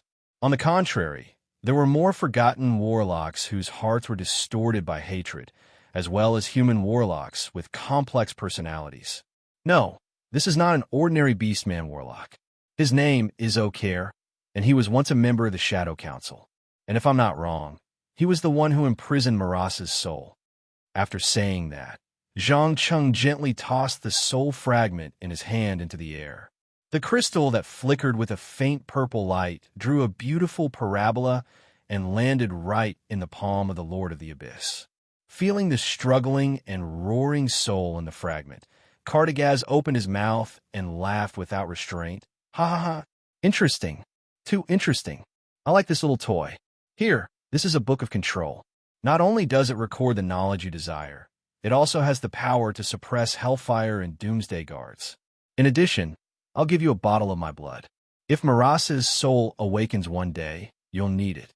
As soon as he finished speaking, the Lord of the Abyss threw a book that emitted a strong, evil aura on the ground, then cut his finger and squeezed out a drop of crazy blood into a flask not far away. Of course, this drop was calculated based on his huge body and not the size of a human. Just as Zhang Cheng's attention was attracted by the Book of Control, the runes on Cartagaz's summoning array that connected the two worlds suddenly shattered without warning. To be precise, it could no longer withstand the pressure of the Abyssal Lord's dragon-like body and was on the brink of collapse. In just a few seconds, the passageway had become unusually unstable. Catgaz also seemed to be very clear that this temporary summoning circle would not allow him to enter Azeroth. Without thinking, he retreated and gradually disappeared into the raging flames of evil fire. Less than half a minute after it disappeared, the green evil fire suddenly exploded violently and engulfed the entire wooden house in the blink of an eye. But what was strange was that even though the room was quickly turned into a pile of charcoal, none of the important things were burned. Whether it was the alchemy table, the tools, the notes, or the materials placed beside it, they were all intact, as if the evil flame had deliberately avoided them. If it was any other time, Zhang Cheng would definitely study the secrets behind the strange phenomenon. But now, all his attention was attracted by the demon tome of control. He did not even care about the frightened expressions of the two Brotherhood members outside the house. He quickly flipped through the pages and found the technique to suppress the demon's soul in the last few pages. The method was very simple. It was to completely demonize a certain part of the body, then use the power of the demonic runes to imprison the soul. In fact, many sorcerers use this technique to maximize their power. When necessary, they could even completely release the demon's soul, allowing themselves to transform into a powerful demon for a short period of time. Now, what Zhang Cheng needed to do was to choose a part of his body from the hands, eyes, and feet of the left side of his body as a cage for Molasa's sleeping soul. If it was the hands, then he would obtain claws that could tear through steel. If it was the feet, he would obtain the terrifying speed and explosive power of a demon. If it was the eyes, he would obtain the ability to look directly into the soul. After much consideration, Zhang Cheng decided to use the eyes as a cage. On one hand, although the power of looking directly into the soul could not directly increase his combat power, It would be a great help for future research on the soul. On the other hand, the eyes were the easiest part to cover. After returning to Earth, he only needed a pair of sunglasses or contact lenses to cover up his eyes. And no matter how he concealed the demon's hands and feet, it was very easy to detect that something was wrong. Obviously, compared to getting rid of all the hidden dangers once and for all, he resolutely chose to preserve the power of the sorcerer and the demon in his body. Because in his eyes, there was no great power in the world that could be obtained without taking risks. The greater the power, the higher the price to pay. If he succeeded, he could surpass himself, but if he failed, he would be sent to hell. This intense stimulation of walking the line between life and death didn't make Zhang Cheng feel afraid. Instead, it made him feel an indescribable sense of excitement and anticipation. It was as if a gambler was using his own life as a chip to start an unprecedented gamble. Sometimes, he even wondered if there was something wrong with his mind, or if he was a pervert. Otherwise, why would a normal person still choose to embark on a dangerous journey when they knew it was dangerous, instead of finding a safe corner to hide in? But such doubts were quickly thrown to the back of his mind, and he focused on the process of making the seal. With the help of a small piece of mirror that was not very clear, Zhang Cheng used a knife to carve bloody symbols around his eyelids. Then, he used the blood of the Lord of the Abyss's madness to activate the runes. When the area around his eyes was completely dyed red with blood, he began to mobilize the shadow and evil energy in his body to his left eye. In less than a minute, the originally dark green pupil began to shrink, expand, and expand. During the whole process, the shadow of a demon of Arita gradually appeared in his pupil. After about 10 minutes, the shadow gradually disappeared, and the evil energy that burst out from his eye from time to time also slowly calmed down. Instead, it was replaced by an intoxicating, evil aura. It seemed that if one looked into it, one would fall into an irresistible fanaticism and worship. So this is the demon's eye. Enduring the intense pain from his left eye, Zhang Cheng slightly raised the corner of his mouth, revealing a chilling smile. He could feel that the moment the seal was completed, he had regained control of his body, especially the demonic half of his body, which was rapidly returning to normal. But this did not mean that his power had weakened. On the contrary, as long as he was willing, he could release the cage at any time and extract power from Marasa's sleeping soul, gaining unimaginable and terrifying spell-casting ability in a short time. Chapter 326. Afternoon. Edwin Van Cleef sat in front of a table in the cabin of a battleship that was about to be completed in the deepest part of the Death Mines, patiently waiting for the arrival of the higher-ups of the Brotherhood. Due to the active actions of Stormwind City's MI7, many important members were locked up in prison, including a right-hand man like Bale Searedley. Most of the people left in the Death Mines were hired thugs and technicians. For example, the stupid Ogre Raxo, the logging machine driving expert Thanes, and the goblin craftsman Kilnig, who was in charge of creating weapons and ammunition. There were also the Tauren Mr. Heavy Fist, Murloc Cookie, and the green-skinned goblin captain who was proficient in navigation and cannon control. Even though these people were much better than most of the Brotherhood members in terms of combat power and professional skills, their loyalty was very questionable. This was especially true for the goblins who were greedy for money. They would definitely not die with the Brotherhood. Once they realized that the situation was not good, they would definitely turn and run.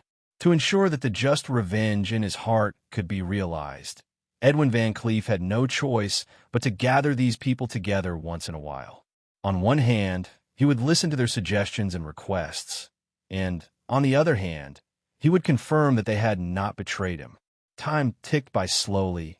Soon, Mr. Heavy Fist, who had a straightforward personality and loved to fight, arrived.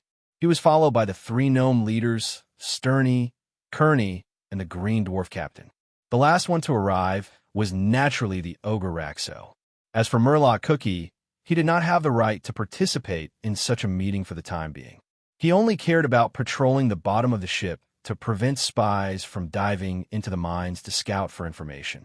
Edwin Van Cleef glanced at the various expressions on everyone's faces and coughed intentionally. He said in a low voice, "Since everyone is here, I announce the start of the meeting." As soon as he finished speaking, the goblin craftsman Kilnig immediately questioned, "Everyone's here? That can't be right.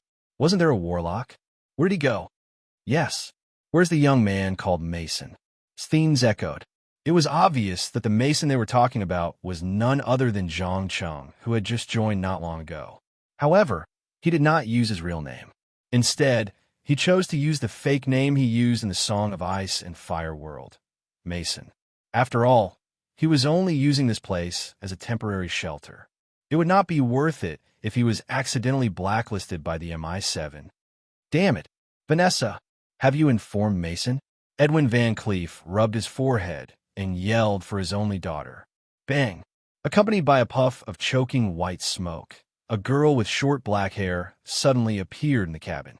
With a serious face, she replied, "Yes, of course. He said he would come after lunch."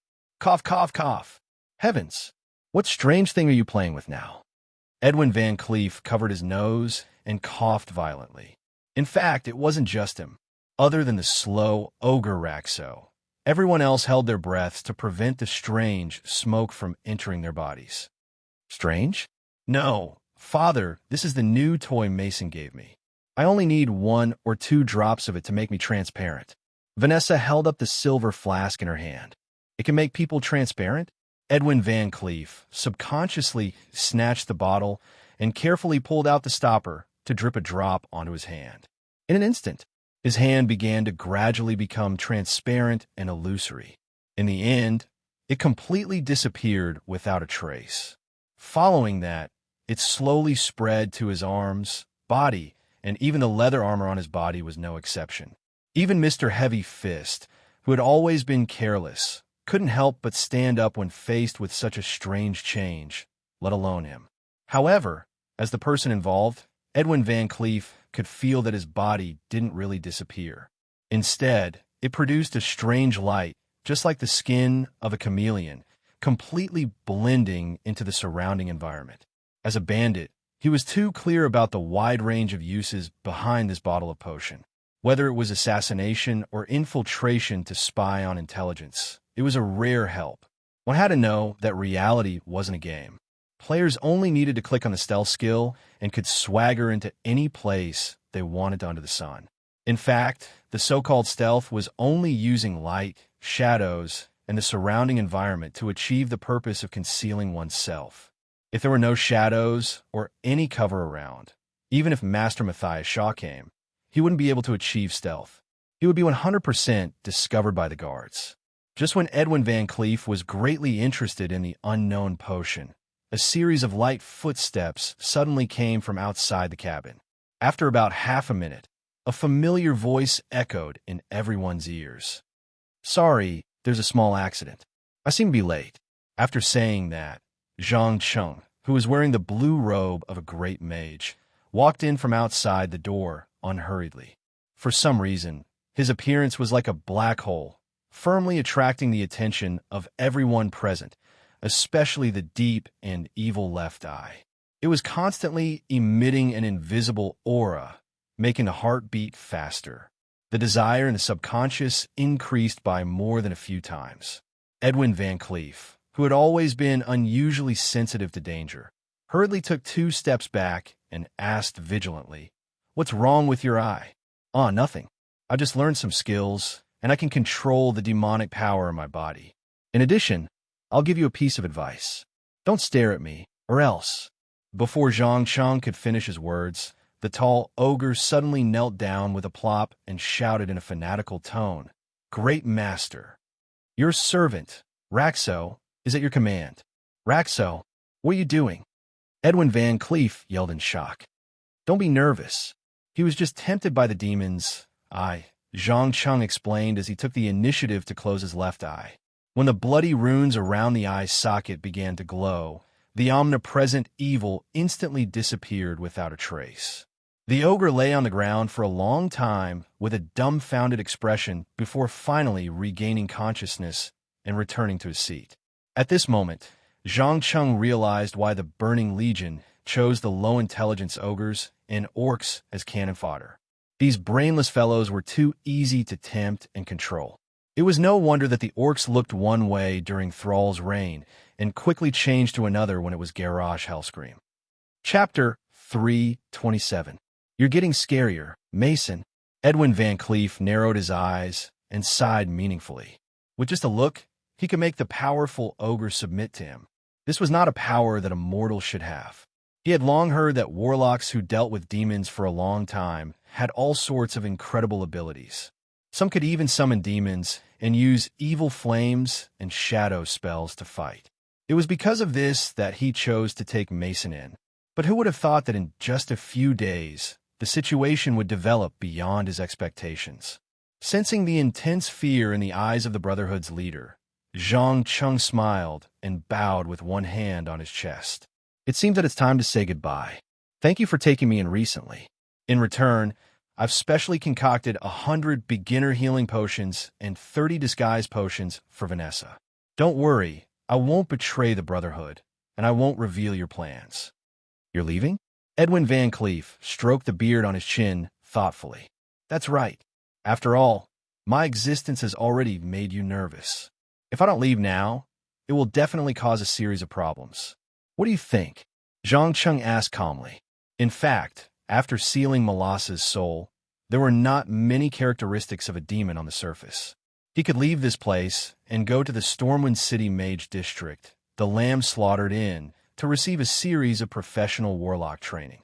Although his mind was now filled with all sorts of knowledge, and at the same time mastered a large number of powerful curses and magic techniques, he still seriously lacked the foundation. He could not even control the power of the Shadow Arrow. Every time he released it, it was to the maximum.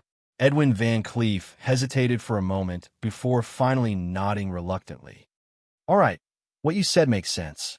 But remember, don't betray us, or the Brotherhood's assassins will visit you at any time. I promise. Since you've agreed, I'll pack up and leave. Goodbye. With that, Zhang Cheng left the cabin without looking back, disappearing into the depths of the mine. Just as he left, a human thief with a red face cloth walked out from the shadows and asked in a low voice, "Leader, do you want me to follow him?" "No, there's no need for that. Just have our spy in Stormwind City, Silent Blade Marson, keep an eye on him. He is not our enemy, at least not yet." Edwin Van Cleef waved his hand. Understood. The bandit agreed without hesitation, and then disappeared into the shadows again. At the same time, Zhang Cheng returned to the vicinity of the burned wooden house. He put all his belongings, as well as the precious herbs that he had stolen under the guise of making potions, into his magic pouch and left the death mines from the back of the mountain. When he breathed in the air of the western wilderness again, he let out a sigh of relief. He put on the leather blindfold and headed toward Elwyn Forest.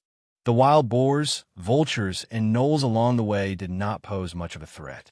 It took him about a week to pass through the abandoned farms and enter the boundary of Elwyn Forest. Just when Zhang Cheng was starting to get tired of the endless journey, he suddenly heard the sound of fighting in front of him, as well as the ear-piercing howl of a wolf. "Oh, whoa, damn it! There are too many of them. Come to me, light the smoke signal, and wait for help." A man's impatient voice echoed in the forest. Driven by curiosity, Zhang Cheng quickened his pace. After about 3 to 5 minutes, he saw a few carriages and 4 warriors wearing chainmail and holding long swords on the side of the road. Behind the warrior, there were 8 shivering coachmen and a balding merchant. The monsters that surrounded the caravan were none other than the gnolls, the most numerous and most destructive species in Elwyn Forest. One of them was more than twice as strong as a normal gnoll. He held a blood-stained axe in his hand. If he was not mistaken, he was Hogg, who had been on the top of the wanted list for a long time. Due to the huge difference in numbers, the warriors were quickly injured under the enemy's siege. Blood dyed their armor and the grass red. Old George, Zhang Cheng recognized his partner at a glance, and a surprised expression appeared on his face. There was no hesitation. Realizing that the situation was critical, he immediately activated Ice Barrier and blinked into the middle of the group of gnolls. First, He used Frost Nova to freeze a large number of gnolls in place. Then, 2 arcane explosions shook them to the ground, causing them to spit out mouthfuls of blood. After a while, they breathed their last. As a level 60 elite mage who had reached the maximum level of his profession template, the power of his spells was not something that a few gnolls could withstand. After dealing with the gnolls, Zhang Cheng immediately turned around and stared at the gnoll leader that he suspected to be Hog. The latter sensed the danger and turned to run into the forest. It was not stupid enough to fight with a powerful spellcaster who was far stronger than it. Otherwise, it would not have survived the encirclement again and again. Interesting, a smart gnoll is rare. Zhang Cheng pursed his lips and showed a playful smile. He raised his right index finger and shot out beautiful arcane missiles, hitting the gnoll's ankle joint fiercely. After a series of popping sounds, the gnoll leader could no longer bear the intense pain and rolled on the ground, howling in pain. When the warriors saw this, they quickly reacted. They rushed up and broke the gnoll's limbs with the hilts of their swords, then tied it up with ropes.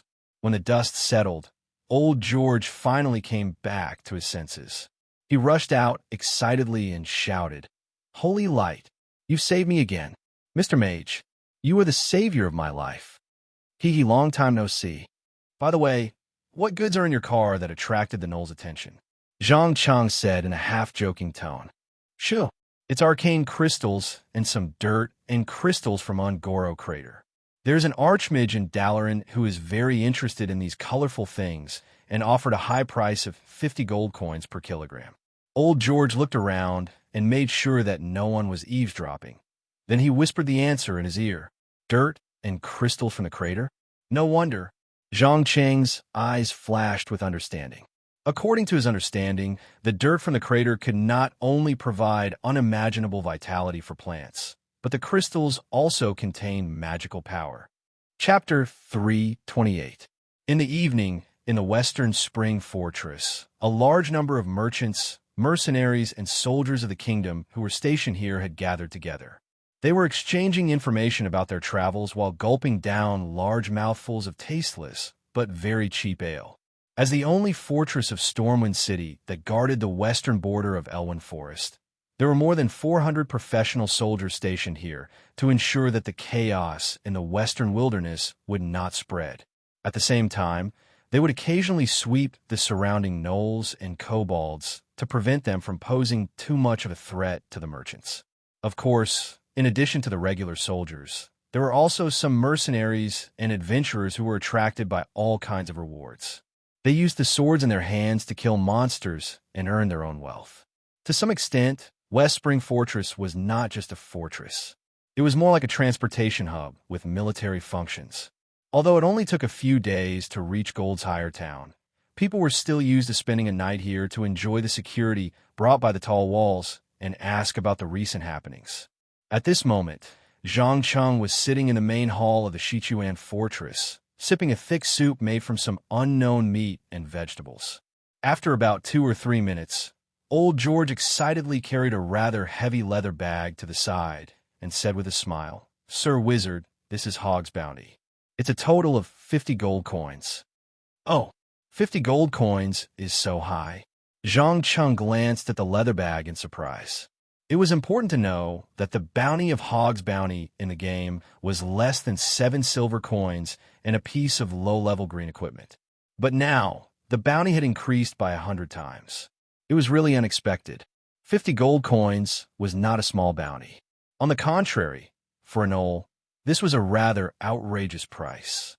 After all, killing an ordinary gnoll and bringing back their claws could only earn 3 to 4 silver coins. Hee. Of course it's high. You don't know, but Hog is not an ordinary gnoll. The crimes he has committed are no less than that of Edwin Van Cleef, the leader of the Fidian Brotherhood. Many civilians have nightmares at night when they hear his name. If you didn't insist on not revealing your identity, Vice Captain Reiner would have invited you for a drink to express his respect. After saying that, old George picked up the cup full of ale and drank it all in one gulp. His eyes were shining with excitement, and it was impossible to tell that he had just been attacked and almost lost his life. As a merchant, He clearly understood what it meant to capture Hog. At the same time, he also understood that if this powerful young mage was unwilling to reveal his identity, he would be the biggest beneficiary. After this incident, whether it was West Springfort, Gold's Higher Town, or Storm City in the north, the name of the Chamber of Commerce he led would begin to spread. His reputation would determine whether he would be noticed by the nobles who held great power and use this opportunity to climb to a higher social class. I see. Zhang Qing nodded thoughtfully.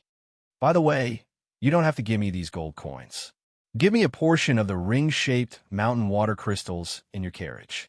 Crystal? Are you also interested in those little gadgets that are just pretty but useless? Old George asked with a puzzled look. Yes, I'm slightly interested. As far as I know, those crystals seem to contain some kind of mysterious radiation that can make life stronger and stronger. Haven't you heard that the arcane tyrannosauruses that are as tall as ancient trees in the ring-shaped mountain range became so terrifying because of the influence of the crystals? Zhang Cheng explained half-truthfully. However, the real reason was that the Pantheon Titan, the sculptor Cosgaroth, had built a huge biological laboratory in the ring-shaped mountain range to observe the evolution and reproduction of life in Azeroth. Although the Titan had been gone for a long time, the guardian he had left behind, Nabia, was still diligently carrying out her duties. The terrifying arcane tyrannosauruses, the powerful gorillas, the velociraptors that hunted in groups, and some other ancient species such as the stegosaurus, the amphisaurus, the pterosaurs, the original ooze, and so on were all evolved through thousands of years of experiments. They were more primitive and stronger than the creatures in other parts of Azeroth. Even the adult dragon aspect did not dare to provoke the majesty of the arcane Tyrannosaurus King. Old George obviously did not know this. After knowing that Zhang Cheng also wanted the crystals, he did not touch the money bag. Instead, he smiled and shook his head. No, I can't take the money. You can take half of the crystals in the car as my repayment for saving my life. I need to send the other half to Dalaran. Don't refuse. Trust me, these things are just a little troublesome to transport. The purchase price is almost the same as ordinary stone. Okay, thank you. Zhang Cheng did not refuse and generously accepted the other party's kindness. After all, the two of them had a long-term cooperation project like the alchemy potion, so there was no need to be calculative. There was still plenty of time in the future. Haha, you're too polite. If you don't mind, can you tell me about Jenny's recent situation? Old George changed the topic and started the conversation about his little daughter. She's doing well. Under the guidance of Mage Jabez, she has begun to learn complex magic theory and knowledge. Recently, she has been exposed to the basics of alchemy. I believe that it won't be long before she can master some beginner spells and potion refining techniques. Zhang Cheng quietly concealed the part where the girl was being used. Hearing about his daughter's learning progress, Old George could not help but show a gratified smile. Just as he was about to say something, an injured caravan guard suddenly came to the side of the table without warning. With a plop, he knelt down on one knee and asked in an excited voice, "Sir Mage, my name is Simon, a shield-wielding warrior. I wonder if I can have the honor of becoming your follower? You want to become my follower?" Zhang Cheng raised his eyebrows slightly in surprise. Yes. I don't want to be trapped in a small place and live a miserable life. I want to be strong, to see a wider world, and you're the only one who can give me a chance. For this, I am willing to give my loyalty and life. The young man who called himself Simon clenched his fist and responded loudly. Because of his rash action, the hall suddenly became silent. Everyone stopped what they were doing and looked over. It was a very common thing to follow the strong in the human kingdom, but what puzzled everyone was that Zhang Cheng was only in his early 20s. No matter how they looked at him, he did not look like a strong person. At most, he was an apprentice-level mage. Of course, the caravan guards who had seen with their own eyes how he was almost invincible when he swept away the gnolls showed a natural expression, but they were not sure if a low-level warrior like Simon would be accepted. Chapter 329. Are you sure you understand the responsibilities and duties of a follower? Zhang Cheng ignored the gazes of the people in the hall and asked with a faint smile. Simon hesitated for a moment. He nodded and then shook his head. I'm sorry, sir. I only know that a follower has to obey his master's orders and fight for his master. I'm not sure about the rest, but I promise I'll do it without hesitation, no matter what it is. Even if it's to kill civilians? Zhang Cheng stared at the young man's determined eyes and asked meaningfully, As long as it's your order. Simon took a deep breath and answered quickly. His attitude was so resolute that he seemed to realize that if he hesitated even a little, he would lose the chance to change his fate. Very good.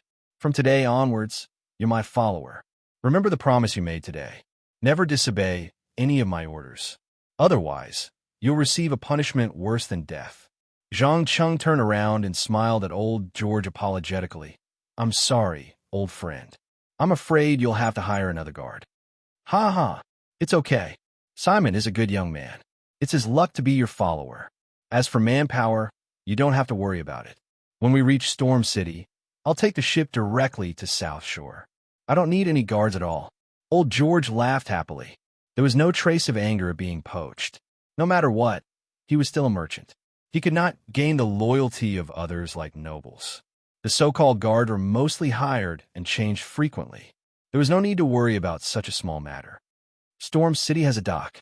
How come I've never heard of it? Zhang Cheng was surprised. According to his memory, Storm City's dock was only built after the expedition to Nordsen. It was just a busy construction site. No merchant ships were allowed to dock there. There's a dock, but normal people can't use it. I happen to be very familiar with the port official, so he will open the door at night and let me move the goods up, old George explained in a low voice, rather proud of himself. You didn't bribe this official with money, did you? Zhang Cheng, who knew the inside story, teased in a half-joking tone. As the saying went, as long as human society existed, corruption and abuse of power would never be eliminated. Fantasy World was no exception. Bribe? No.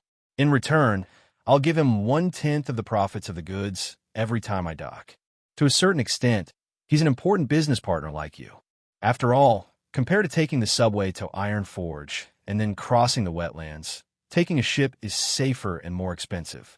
It's reasonable to pay a little profit. Old George had no intention of hiding anything. He openly revealed his relationship with the dock officials. As the Black Dragon Princess Onyxia had been using the identity of Countess Katrana Prester to form cliques to engage in political struggles, the nobles and officials in Storm City had long been filled with all kinds of greedy people.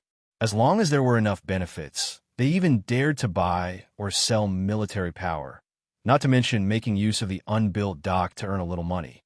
Interesting. Storm City is so rotten. It seems that I don't have to worry about exposing my warlock ability.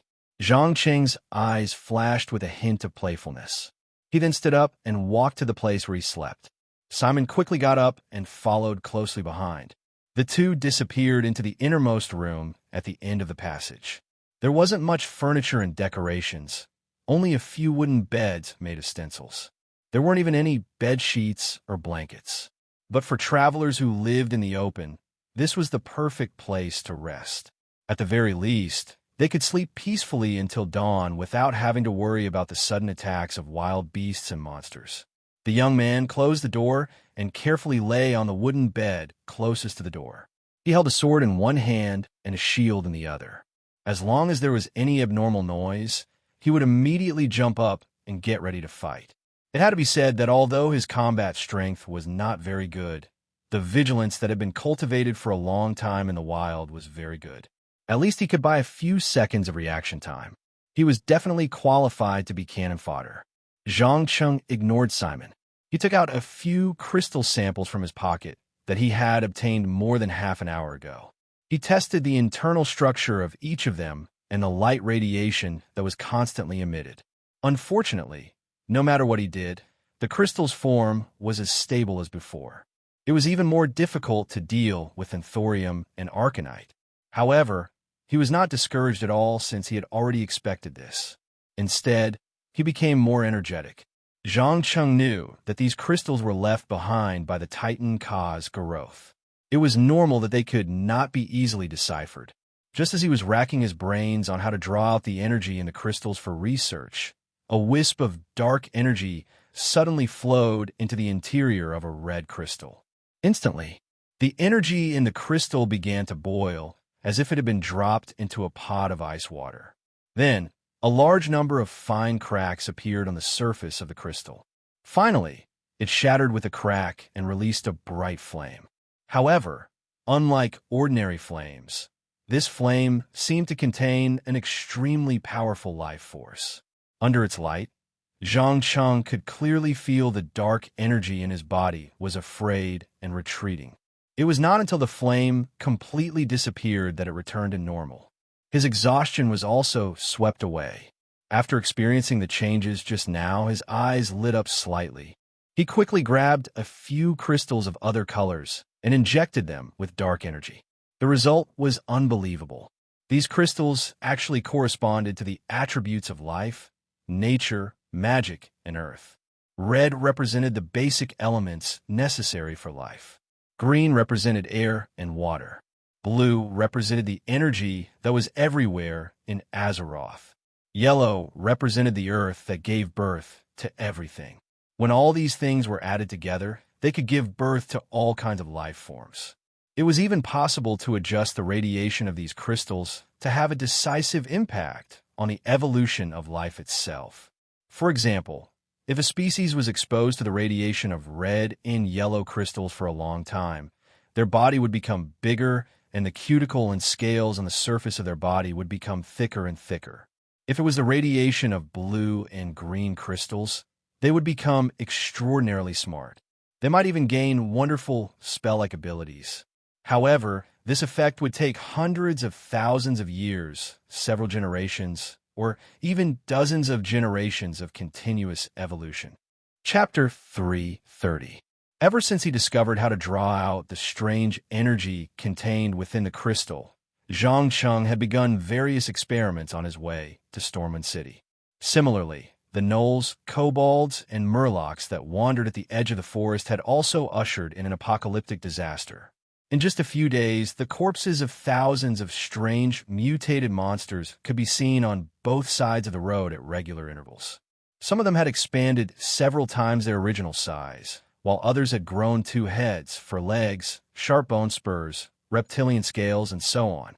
In short, none of them had died a natural death. It was just like the opening line of a famous television program. Why did the old gnoll man die naked on the streets? Why did hundreds of murlocs scream in the middle of the night? Why did the kobolds that were originally entrenched near the mine lose control of their bowels when they heard the footsteps of humans? Was the distortion of human nature behind all of this? Or was it the decay of morality? Even the residents of Elwyn Forest began to spread rumors that there was a pervert who was using monsters to conduct evil and terrifying experiments. Of course, all of this had little to do with Zhang Cheng, because he'd already left Gold's Higher Town a day ago and would arrive at the majestic gates of Stormwind City in a few hours. However, as the leader of the caravan, Old George subconsciously turned around and glanced at the last few kobolds that were tied behind the carriage with ropes. He lowered his voice and reminded, "Sir Mage, do you think you should deal with those little monsters first? The guards won't allow them to enter the city. Don't worry, I've already prepared their share." As he spoke, Zhang Cheng handed a small bottle of a dazzling purple jelly-like viscous liquid to his follower beside him. "Simon, feed each of them a drop. Remember, don't give them too much, or you know the consequences." "As you wish, master." The young man carefully took the bottle, and the corner of his mouth twitched. He went straight to the back of the caravan and forced the mouths of the Nyakai kobolds to drink the viscous liquid one by one. He then ran forward without looking back. Not only him, but the coachman also cut the ropes that were tied to the back of the carriage and urged the horses to speed up as if something terrible was about to happen. In just a few seconds, the kobold's body expanded at a speed visible to the naked eye, growing from about 1 meter to about 1.5 meters tall. Furthermore, for some reason, shiny scales grew on the surface of their wrinkled skin, and a small piece of azure crystal condensed on one of their foreheads. However, this strange phenomenon lasted for less than a minute. Most of the kobolds let out miserable cries, and not long after, they exploded. Blood and pieces of flesh were scattered everywhere, instantly dyeing the ground and grass red. Especially the ghastly sight of the internal organs. The guards who had seen many bloody scenes couldn't help but turn pale, and the contents of their stomachs surged up. Only the dog-headed man with the blue crystal managed to survive. He lay on the ground on the verge of death, his eyes glowing red as if begging for mercy. "Give it something to eat," Zhang Cheng instructed as he stroked his chin with great interest. This was the only living being that had survived his inhumane experiments since he left the Western Spring Fortress. It had great research value. Enduring the pungent smell of blood, Simon opened a wooden barrel from the carriage and threw the bread, cheese, and some fresh fruit stored in it over. After the latter smelled the food, it immediately used all its strength to get up and wolf down the food. As it ate, the azure crystal on its head began to release a faint magical halo. Seeing this, old George couldn't help but ask, is it the power of magic? You let a kobold gain the ability to cast spells? Yes, it is indeed magical energy, but whether it can be used is another matter. After all, kobolds are not creatures without intelligence. They may be very timid and weak, but as far as I know, they still have some talent in casting spells. Perhaps that drop of liquid filled with energy just now activated the talent hidden in its body, Zhang Cheng explained in an uncertain tone. To be honest, when he gave the kobold the experimental potion, he didn't think that there would be a survivor. He just wanted to observe the changes in the kobold's body, accumulate experimental data, and slowly improve the formula to finally achieve the results he wanted. This was because the purple liquid not only contained the energy of the red and blue crystals, but also a small amount of tyrannical dragon blood. But now, it seemed that life itself was full of miracles, and anything could happen. A kobold at the bottom of the food chain in Azeroth was actually able to withstand a terrifying evolution that had been compressed for hundreds and thousands of years into a single moment. It was completely worthy of the word miracle. After eating and drinking to its heart's content, the unknown kobold seemed to have realized that it had undergone some indescribable changes. It lowered its head and stared at its hands. After a full 2 or 3 minutes, its hands suddenly emitted scorching flames. Before the caravan could react, a ball of fire hit a tree by the roadside. Boom! After a loud explosion, the thick fir tree was burnt to a crisp, and the pungent smell of burnt flesh irritated everyone's sense of smell. A spell-like ability, fireball? Zhang Cheng's eyes flashed with a trace of surprise. It was important to know that under the influence of energy everywhere, many animals in Azeroth had evolved all kinds of strange spell-like abilities. For example, the giant spiders in the Scorching Gorge could spit out fireballs, and the petrifying lizards in Stranglethorn Vale, Shining Plain, and Tanaris. Different from spellcasters, these abilities didn't require incantations or complicated gestures. They were innate abilities that were integrated into their blood and could be released with just a thought. Obviously, this kobold in front of them was like that. Judging from the changes in the blue crystal when it released the spell, the fireball wasn't its only ability. Jinda, powerful. Jinda is willing to serve the great master. The kobold that had escaped death knelt down and stuttered in the common language. It wasn't stupid, and it knew that everything that had happened was the doing of the mage on the horse. It decisively chose to submit. Interesting research material. Simon, bring it to take a bath later. After saying that, Zhang Cheng ignored old George's burning gaze and opened his notebook to organize the experimental data that he had obtained over the past few days. There was no doubt that a technology like this that could change the direction of evolution and make life more powerful was definitely subversive and dangerous. Before he could guarantee a 100% success rate, he would definitely not carry it out on himself. But at the same time, he wouldn't stop the research. Chapter 331.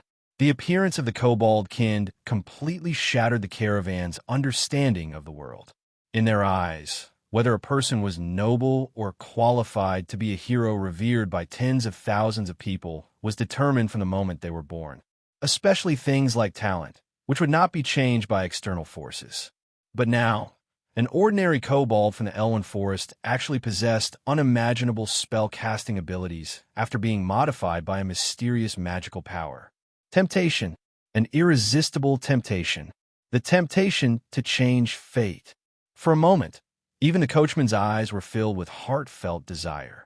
Old George and Simon even hinted several times that they wanted to try the unknown new potion, until Zhang Cheng warned them with a half-smile. "Are you sure you want to drink this thing?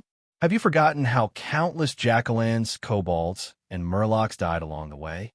Or are you very confident in your luck and want to try it? The success rate is less than 1%, or even lower." Old George seemed to recall the bodies of the monsters that died tragically by the roadside and subconsciously shuddered. "I'm sorry, Master. I was too impatient." Simon quickly lowered his head and apologized. "I understand that you all desire to obtain power, but don't forget that no matter what kind of power it is, you have to pay a corresponding price. The price that mages pay is time and energy. The price that warriors pay is hard work and sweat. The price that bandits pay is the realization of their brushes with death, and the price that priests pay is their firm belief. There is no power in the world that can be obtained without effort. The more easy it seems to be to obtain power, the greater the hidden danger behind it." After saying this, Zhang Cheng touched the leather eye patch gently. To some extent, this demon eye and the warlock power in his body were obtained through shortcuts. Although everything was normal now, the sleeping demon soul was still a huge hidden danger. It would not be strange if it backfired on him. As for Kind, he was alone at the back of the caravan, his hands constantly emitting colorful magical radiance. Judging from the restless elemental energy around him, his talent was undoubtedly closer to that of druids and shamans than mages. He even used natural healing spells several times. Old George sighed as he looked enviously at the dog-headed man who was like a child. "I was too greedy." Zhang Cheng smiled and shook his head. "Greedy? No, my friend, it is not time yet. I promise that when the success rate of the medicine reaches 50%, I will give you a chance to choose. You too, Simon. I hope I can live until then." After experiencing a blow just now, the desire in old George's heart had become a lot calmer, and he did not continue to be entangled. On the other hand, Simon's eyes were shining with excitement and anticipation. He placed one hand on his chest and bowed deeply. The pitiful young man didn't know that in his master's eyes, he was just a test subject. Zhang Cheng wanted to use him to gain a deeper understanding of the supernatural power used by the warrior, rage. He wanted to know what kind of energy system it was that it could allow a person to explode with the strength of a giant and the speed of a speeding motorcycle in a short period of time. Some legendary warriors could even create a destructive effect like a meteorite crater with a single blow. Coupled with a powerful weapon, they were simply endless killing machines. After traveling along the peaceful forest path for more than 2 hours, the caravan finally saw the tall white city wall rising on the horizon. Old George spoke briefly to the guard at the gate and expressed his intention. He then handed over a small bag of silver coins as the entrance tax. Soon, he was allowed to stay in the Storm City trade zone for a week. Although the dog-headed man, Kind, caused a small commotion, the guard decisively chose to shut up after seeing the violet ring on Zhang Cheng's finger. No matter what, Dalaran was an opposing magic kingdom, and the Kirin Tor Council was inextricably linked with all the spellcasters in the Alliance. He did not want to offend them because of a mere dog-headed man. After all, in the eyes of most elite soldiers, dog-headed men were just dog-headed men. They might be good mining slaves and troublemakers who could create a little chaos, but they would never be a real threat.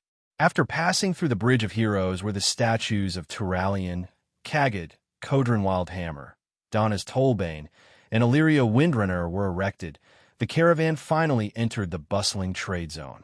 Although there had been a lot of scandals in Storm City recently, and the political struggle was getting more and more intense, these had little to do with ordinary civilians. The shops were still open for business, and customers were still buying food and cloth for their daily needs. It was as if the Fidia Brotherhood in the Western Wilderness The Blackrock orcs in the Reedridge Mountains, and the undead, ogres, and werewolves in the Twilight Forest had nothing to do with them. Just as Zhang Cheng was admiring the crisis hidden behind the false prosperity of the trade zone, Old George suddenly raised his hand to signal the caravan to stop moving forward. He then jumped down from the carriage and went straight into an inn called Golden Rose. In less than a minute, he walked out with a beautiful woman in her 30s. She had a mature demeanor and curly short hair. Let me introduce you. This is Alazan, the wife of my eldest son. Alazan, this is the Mr. Mage I mentioned to you when I passed by last time. It's an honor to meet you, Your Excellency. Please come in. I've already prepared a clean room and delicious food. The woman called Alazan bowed slightly and showed a beautiful smile. Because she was wearing a dark blue dress and a white shirt with a slit, her ample breasts involuntarily trembled twice when she bowed, causing the men to swallow their saliva. Thank you. Out of habit, Zhang Cheng casually returned a bow and stepped into the inn that was full of strange memories for him. In the game, this was the only place in Storm City where players could bind their Hearthstone. Especially in the classic 60s, countless players would set off from here to adventure and explore the unknown world. Similarly, countless players would return here to rest before leaving. It was just that in the game, the two-story building was only a few dozen square meters, but in reality, it covered an area of a few hundred square meters. Apart from a hall on the first floor for guests to eat, drink, and chat, there were a total of 60 guest rooms. According to the relatively backward productivity standards and population distribution of Azeroth, this scale was basically equivalent to a 5-star hotel on Earth. Chapter 332. There was soft light, a lively atmosphere, delicious food, and a variety of drinks with prices ranging from high to low. There was even a musician playing an unknown country tune on a lute. Feeling the lively atmosphere in the hall, Zhang Cheng casually found a seat near the bar and sat down. He ordered the bartender, "Give me a glass of strawberry juice. Also, tell me what interesting things have happened in Stormwind City recently." The man in his 40s raised his head and glanced at the beautiful female owner standing at the door. Seeing her nod without batting an eyelid, the bartender opened a wooden barrel and filled a glass with dark red liquid. He gently placed it on the table and said, "Here, sir. This is on me." "Thank you." Zhang Cheng, who was already a little thirsty, didn't waste any time. He picked up the glass and gulped it down. He then took a deep breath to relax his somewhat tired and tense mind. Although it was called strawberry juice, it was actually a special drink that had been slightly fermented and contained a certain amount of alcohol. It was said that due to the use of a lot of expensive sugar and ingredients, its price was far higher than ordinary alcohol. At the same time, it was also one of the only alcohol in Azeroth that he could swallow apart from wine and rum. As for the inferior ale that was full of impurities and had a pungent taste, it was simply not something that humans could drink. The bartender picked up the glass and filled it again. He then asked with a smile, "You said that you wanted to ask for information. What are you talking about?" "It doesn't matter what it is. I just want to know the current situation in the city." Zhang Cheng deliberately shrugged his shoulders and pretended to be indifferent. In reality, he wanted to use some rumors to determine whether it was safe for him to go to the slaughtered lamb. However, the bartender obviously didn't know this. He just nodded his head and said, "All right. If you want to talk about the major events that have happened recently, there are only two. The first is that there was a riot in the prison of Stormwind City. Fortunately, Warden Servault reacted in time and took the initiative to seal the entrance. Right now, the important people are discussing whether to send troops to kill the criminals who started the rebellion. I heard that because of Countess Katrana Prester's strong opposition, nothing was done in the end. The other thing is that Marshal Reginald Windsor had a big argument with Countess Katrana Prester in the Parliament. He went to the Burning Plains alone to deal with the increasingly rampant Blackrock orcs. Oh, the Princess of the Onyx Dragon has finally made her move. Zhang Cheng pursed his lips and muttered in a voice that only he could hear. There was no doubt that Onyxia could not wait to gain more authority and influence in the Stormwind Kingdom after personally planning the kidnapping of Varian Wrynn. Hence, she could not wait to get rid of anyone who could threaten her secretly. If she could not get rid of them, she would chase them out of Stormwind City. The young king, Anduin Rin, knew nothing about it. Bolvar for Dragon, the regent, was also captured by the gentle trap that the Black Dragon Princess weaved in her human female appearance. It could be said that whoever gained the favor of Countess Ketrana Prester would be able to do whatever they wanted in the kingdom of Stormwind. If it wasn't for the fact that Marshal Reginald Windsor would return with the deciphered slate at some point in the future, fulfilling the prophecy that he had obtained in Karazhan and exposing her true identity, Zhangcheng wouldn't have been able to resist the urge to interfere and obtain enough benefits for himself. Unfortunately, doing so would definitely result in an extremely painful price to pay in the future. With Zhangcheng's current status and identity in Dalaran, there was no need for him to take this risk at all. Just as he was sipping his strawberry juice and thinking about how he should win the trust of the warlocks in the Alliance, an old dwarf with a white beard suddenly came over and said in a drunken tone, "Hey, young man, where did you get this dwarven flintlock?" Flintlock? Zhangcheng was stunned for a moment.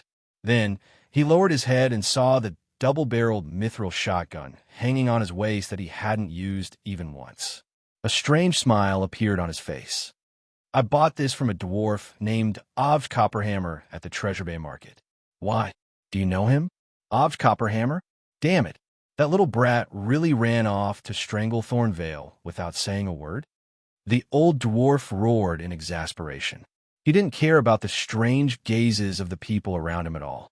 He waved his rock-like arm and hit the table hard until the bartender warned him that if there was a crack on the table, he would have to pay for it. "You know Ovj Copperhammer?" Zhangcheng stared at the grumpy dwarf with great interest. After all, the dwarf race would grow a thick beard once they reached adulthood. Whether they were 30 years old or 200 years old, there wasn't much difference in the eyes of humans. "Of course, I'm his uncle. This bastard didn't obediently inherit the family business to be a qualified blacksmith. Instead, he went to learn some bullsh**T engineering from that damn dwarf. He even went out to adventure as a hunter. It really pisses me off." After saying that, the old dwarf began to hit the table hard again. His beard was also sticking up. It was very interesting. After listening to the other party's complaints, Zhangcheng couldn't help but respond with a smile. There's nothing wrong with engineering. At least the power of the flintlock is obvious to all, isn't it? What's so good about it? It's just some fancy gadgets. How can it be as powerful as real swords, axes, and hammers? By the way, what kind of metal is the dagger hanging on your waist? How come I've never seen it before? The old dwarf cast his gaze at the short dagger that was flashing with strange red ripples. Zhangcheng took off the enchanted dagger that was made of Valyrian steel not long ago. "You mean this?" The old dwarf nodded quickly. "Yes. I've never seen such a strange, quenching technique. Can you show it to me? In return, I can promise to make you a weapon or a piece of armor for free." "No problem, please." Zhangcheng handed over the dagger without hesitation. He also wanted to see if the dwarven blacksmiths of Azeroth could figure out the reason for the production of Valyrian steel and the strange energy it contained. Oh my god, this hardness, flexibility, and magical malleability, it's almost as good as a cast iron ingot. But with all due respect, other than the material, the craftsmanship of this dagger is completely useless. It's a waste of a good piece of steel. The old dwarf gave his evaluation directly. Seeing the other party's pained expression, Zhangcheng's eyes flashed with a trace of embarrassment. He then lowered his voice and asked, "Then can you determine how this metal is produced? What is it used for?" Chapter 333. No. What I meant was that you mentioned that it's very similar to radiant iron. As far as I know, radiant iron is a metal that contains divine power. It's used to make paladin armor or weapons that can counter undead, shadow magic, and demons. But this dagger doesn't have any similar properties. Zhangcheng pretended to be serious as he interrupted the dwarf. At the same time, he threw out another question that was bothering him. As a transmigrator who was filled with curiosity and desire to explore, he had already done all sorts of tests on Valyrian steel, but the results were rather disappointing. Apart from having a higher melting point, being harder and more durable than normal steel, there was nothing redeeming about this metal. The only thing that puzzled him was why the Valyrian steel sword could kill an undead that couldn't be killed by normal weapons. Could it be that Valyrian steel happened to be able to counter the supernatural powers of the undead? Unfortunately, he hadn't seen any undead yet, so he couldn't verify it himself in the short term. Thus, his research on Valyrian steel had to stop. The dwarf didn't seem to be angry at being interrupted. Instead, he laughed heartily. Ha ha, I understand. You only saw the surface and didn't realize the root cause. Yes, radiant iron is a magical metal that contains the power of holy light. Even if a normal person uses radiant iron to make a weapon, it can still deal the same amount of damage to undead and demons as paladins and priests. I don't know if you've noticed, but the metal used in this dagger has a similar effect, especially against magical energy. Magical energy? Zhang Cheng seemed to recall something. He raised his hand and released a faint arcane energy at the dagger. In an instant, these energies seemed to have hit an invisible barrier and were all bounced back. After discovering this, his eyes immediately lit up. The corners of his mouth curled up as he muttered to himself, "Oh, I understand now. It contains a special property that repels magic. In other words, it's anti-magic." That's right. Young man, you're very observant. You know, if you take this to the MI7, the top assassins will definitely be willing to pay a high price for it. Anti-magic metals are rare. At least, this is the first time I've seen one in my life. After saying that, the old dwarf reluctantly returned the dagger. Looking at the beautiful patterns on the surface of the Valyrian steel, Zhang Cheng lowered his head in thought. After a full minute, a strange smile suddenly appeared on his face. He took the initiative to suggest, "My dear friend, I wonder if you're interested in using this metal to forge a weapon for me." Do you mean to melt this dagger and reforge it into a new short sword? No problem. The old dwarf patted his chest and promised. As an experienced blacksmith, how could he let go of such a miraculous material like this anti-magic metal? At the same time, he was looking forward to what kind of interesting products he could create with this metal. No, there's no need to melt it down. I have enough in stock. However, the weapon I want to forge is a little special. I hope you won't be angry after hearing it. As the last word fell, Zhang Cheng glanced around vigilantly. After confirming that no one was eavesdropping, he leaned over and whispered something into the other party's ear, who knew that it would have been better if he hadn't said anything. Once he did, the old dwarf immediately flew into a rage. Damn it! I'm a blacksmith. Dwarven blacksmiths, you know? Not those dwarves who fiddle with parts. Please don't insult my profession. Calm down, buddy. I swear, as long as you help me, I'll leave enough metal for you to forge a real weapon. Whether it's a sword, a war hammer, an axe, or some armor, it's all up to you. Zhang Cheng seemed to have predicted the dwarf's reaction and calmly offered his terms. Bullshit. You human mages are so cunning. All right, deal. You can take the work with you, but you must carve my name on it. After much hesitation and struggle, the dwarf finally gritted his teeth and agreed. It couldn't be helped. Any ambitious dwarven blacksmith was eager to create a masterpiece in their lifetime, and he was no exception. As you wish, master. Zhang Cheng pretended to be humble as he stood up and bowed slightly. However, the old dwarf didn't seem to appreciate it at all. He curled his lips and said, "Don't give me that. I'll say this first. I can forge this weapon for you, but you must provide a detailed design. You also need 10 thorium ingots, an arcane crystal no smaller than the size of your palm, 2 diamonds, and a ruby. Leave it to me. I can prepare all the materials in 4 hours at most." Zhang Cheng gave a definite answer without even thinking. He even began to imagine himself holding this weapon in his hand at a critical moment, directly piercing through the enemy's various protective spells and making the enemy swallow their last breath in disbelief. If that's the case, then I'll go back and rest first. When the time comes, come find me at the 3rd house on the right side of the dwarf district. My name is Klein Bronzehammer. After saying this, the old dwarf grabbed the wine glass filled with strawberry juice, raised his head and gulped it down. He then burped and disappeared from the inn. As soon as he left, old George came over and asked softly, "Sir, you want to forge a weapon?" Yes. I suddenly thought of a good idea, and I'm going to put it into practice.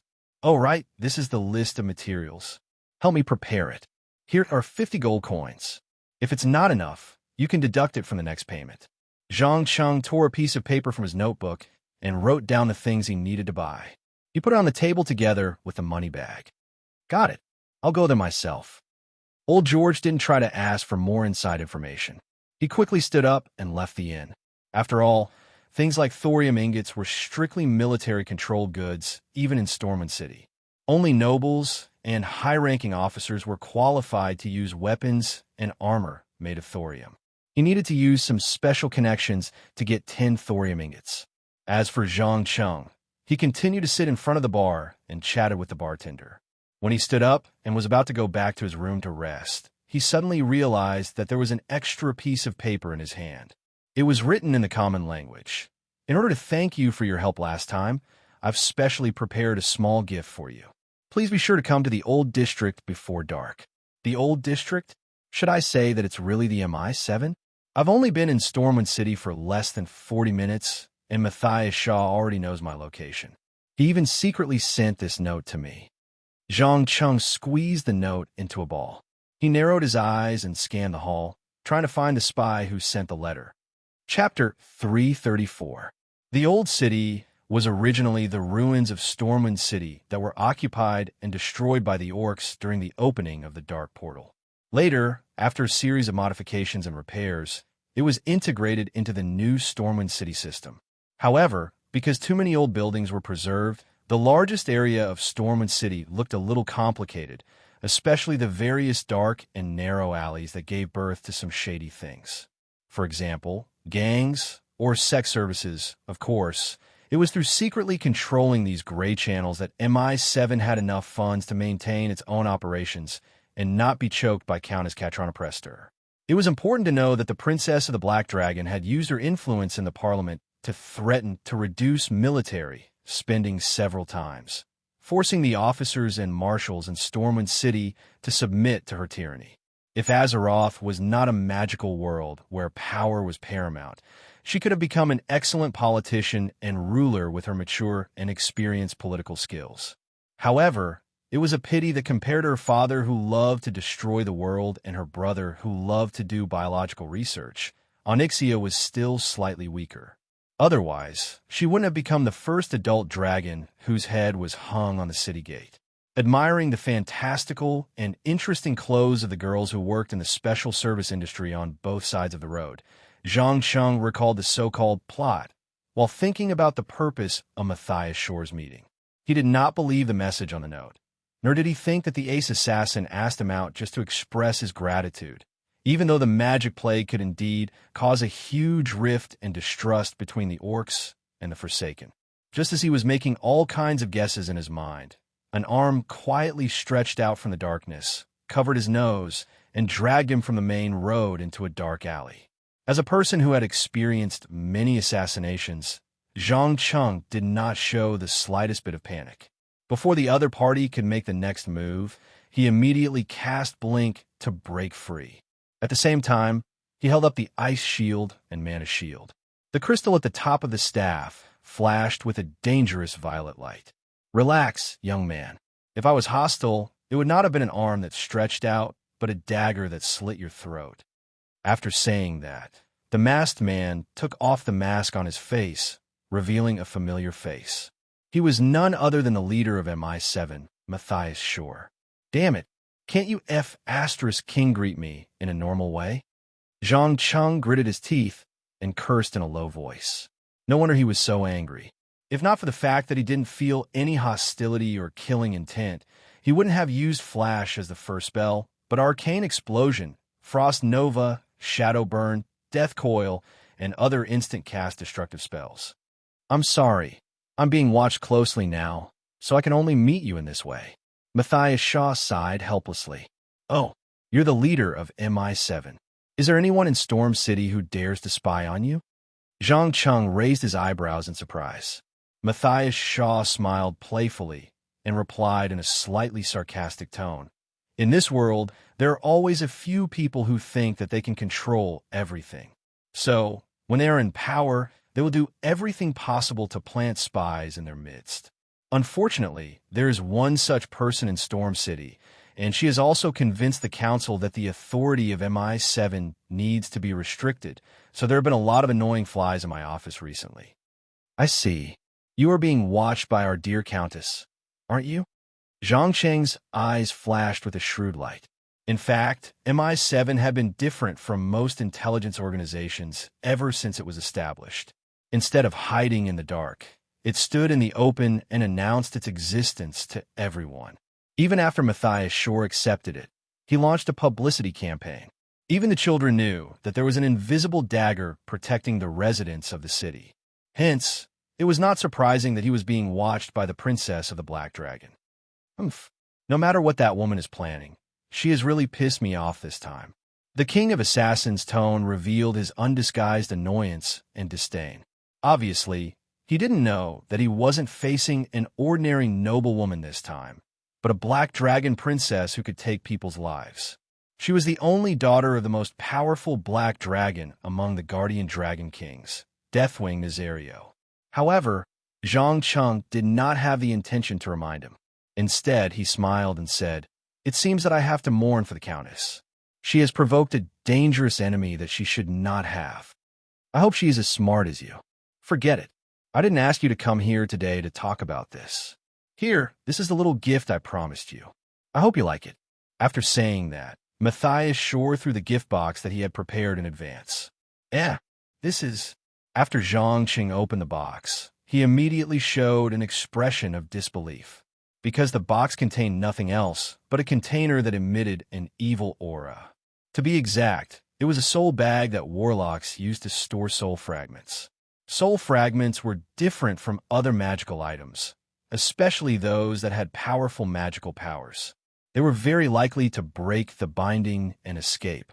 The soul bag's function was equivalent to a prison, firmly binding the soul within the fragment. This also meant that the MI7 had probably found some clues about his warlock powers, which he thought was very well hidden. How is it? Do you like it? An assassin under my command had recently executed a forsaken warlock who tried to sneak into the wetlands. This interesting little thing was the spoils of war found on his body. Matthias Shore probed meaningfully. It's a great gift. Thank you. Zhang Cheng threw the box away without batting an eyelid. He fiddled with the soul bag that was sewn out of an unknown leather in his hands. Just a thank you? Don't you need me to write a recommendation letter for you? After all, you are a lamb that has already been slaughtered.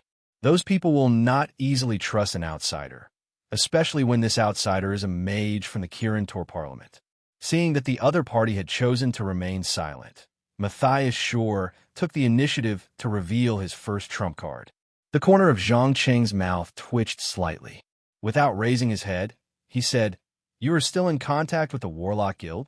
Matthias Shore nodded his head lightly. Of course. They are one of the important allies of MI7. Many diehards who are unwilling to speak only need to be handed over to them for a spin, and I guarantee that they will tell you everything. However, I'm a little curious. How did you suddenly become a warlock in such a short time? I'm also very curious. Where did you find out that I have the power of a warlock? Zhang Cheng asked back, not to be outdone. Ha ha, you are really an interesting young man. Why don't we exchange information? I can't ask for more. Chapter 335. I see. After the exchange of information that seemed cordial and friendly on the surface, but was actually scheming against each other in secret, Matthias Shore's eyes revealed a look of sudden realization. Although he had more than 500 elite bandits who were adept at spying and assassinating, as well as more than 1,000 peripheral members, it was still too little compared to the vast land of the Eastern Continent. Furthermore, the Stormwind Kingdom had been conquered during the war with the orcs, and things related to magic had always been handled by mages and priests. Therefore, he did not know that the soul of an orc warlock from the Shadow Council was sealed in the depths of the Raven Ridge tomb. At the same time, Zhangxing also got some news from the north from Shore. For example, after the magical plague spread in the Alterac Valley, the Frostwolf clan lost at least 2,000 to 3,000 orcs. It was not easy to control the epidemic through a destructive massacre. Now, many high-ranking orcs had begun to shout for the despicable living dead to be removed from the Horde camp. Some were even clamoring to destroy the Undercity to avenge their fallen brethren. However, due to the strong suppression of Great Chief Thrall, no substantial action had been taken for the time being. As for the Dark Queen Sylvanas, for some reason, she remained silent. She did not pay attention to the Frostwolf clan that had gathered to launch an attack, nor did she make any excuses. It was as if she had silently agreed.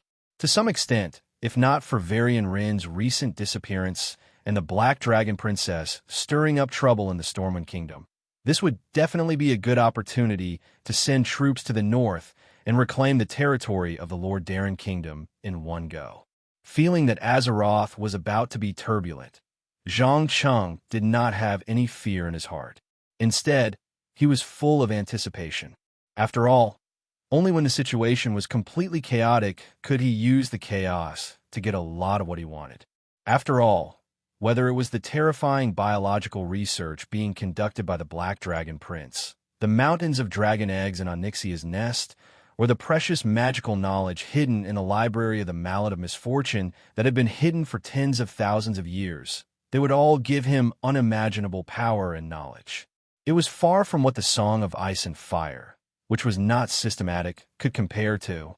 Matthias Shaw did not know how many dangerous plans the young man in front of him had in mind. After sorting out the information he had received, he quickly nodded with a smile. "All right, I know what's going on. Don't worry, I won't tell anyone about you becoming a warlock. But in exchange, I hope you can provide some help to MI7 when they need it." "No problem.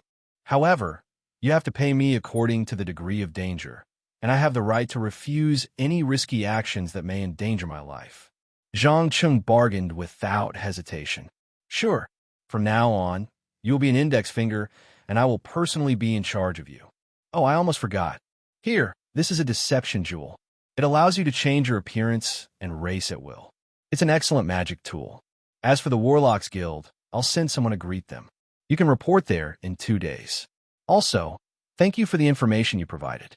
Now that I know where the Phidia Brotherhood is, it's time to deal a fatal blow to my old friend." As the last word left his mouth, Matthias Shaw quickly disappeared into the shadows and disappeared without a trace. Obviously, Zhang Cheng, who had no integrity at all, had eaten up the promise he made to Edwin Van Cleef and sold it at a good price. It was not that he did not keep his promise, but the spies of MI7 had already infiltrated the Brotherhood. It would not take long for them to find out everything. His betrayal had only sped up the process. Moreover, in order to hide the fact that there was a terrifying demon sealed in his body, he had no choice but to use the Brotherhood to divert the other party's attention. After staring at the empty alley for 5 or 6 minutes, Zhang Cheng finally heaved a sigh of relief. He sighed in a voice that only he could hear. He is indeed the king of assassins in this world. No wonder even the great mage cannot sleep at night when he hears his name. Although he had absolute confidence in defeating Matthias Shaw in a head-on battle, the cruel reality was that Matthias Shaw would never fight with anyone head-on. This man would patiently hide in the dark like a hunter, waiting for his prey to be tired and let down his guard. Then, he would use a sharp dagger to pierce his opponent's jaw or heart. No mortal could remain vigilant for 24 hours a day. Even powerful spellcasters like Jaina and Ronin were no exception. Most of the time, the strength of a mage was based on the protection of a safe fortress. If they did not get a good rest for a long time, they would be exhausted after a few weeks at most. Even when casting spells, they would not be able to concentrate and would suffer from magic backlash. This was also why every mage was keen on collecting powerful followers. Some even joined the kingdom in exchange for a relatively safe living environment. After understanding this point, Zhang Cheng's desire to establish his own force grew even stronger. With the germinating ambition, he quickly crossed the streets of the old city and came to the door of a blacksmith shop called Thunder. Even though Stormwind City was the capital of the human kingdom, there were many other races living here as well.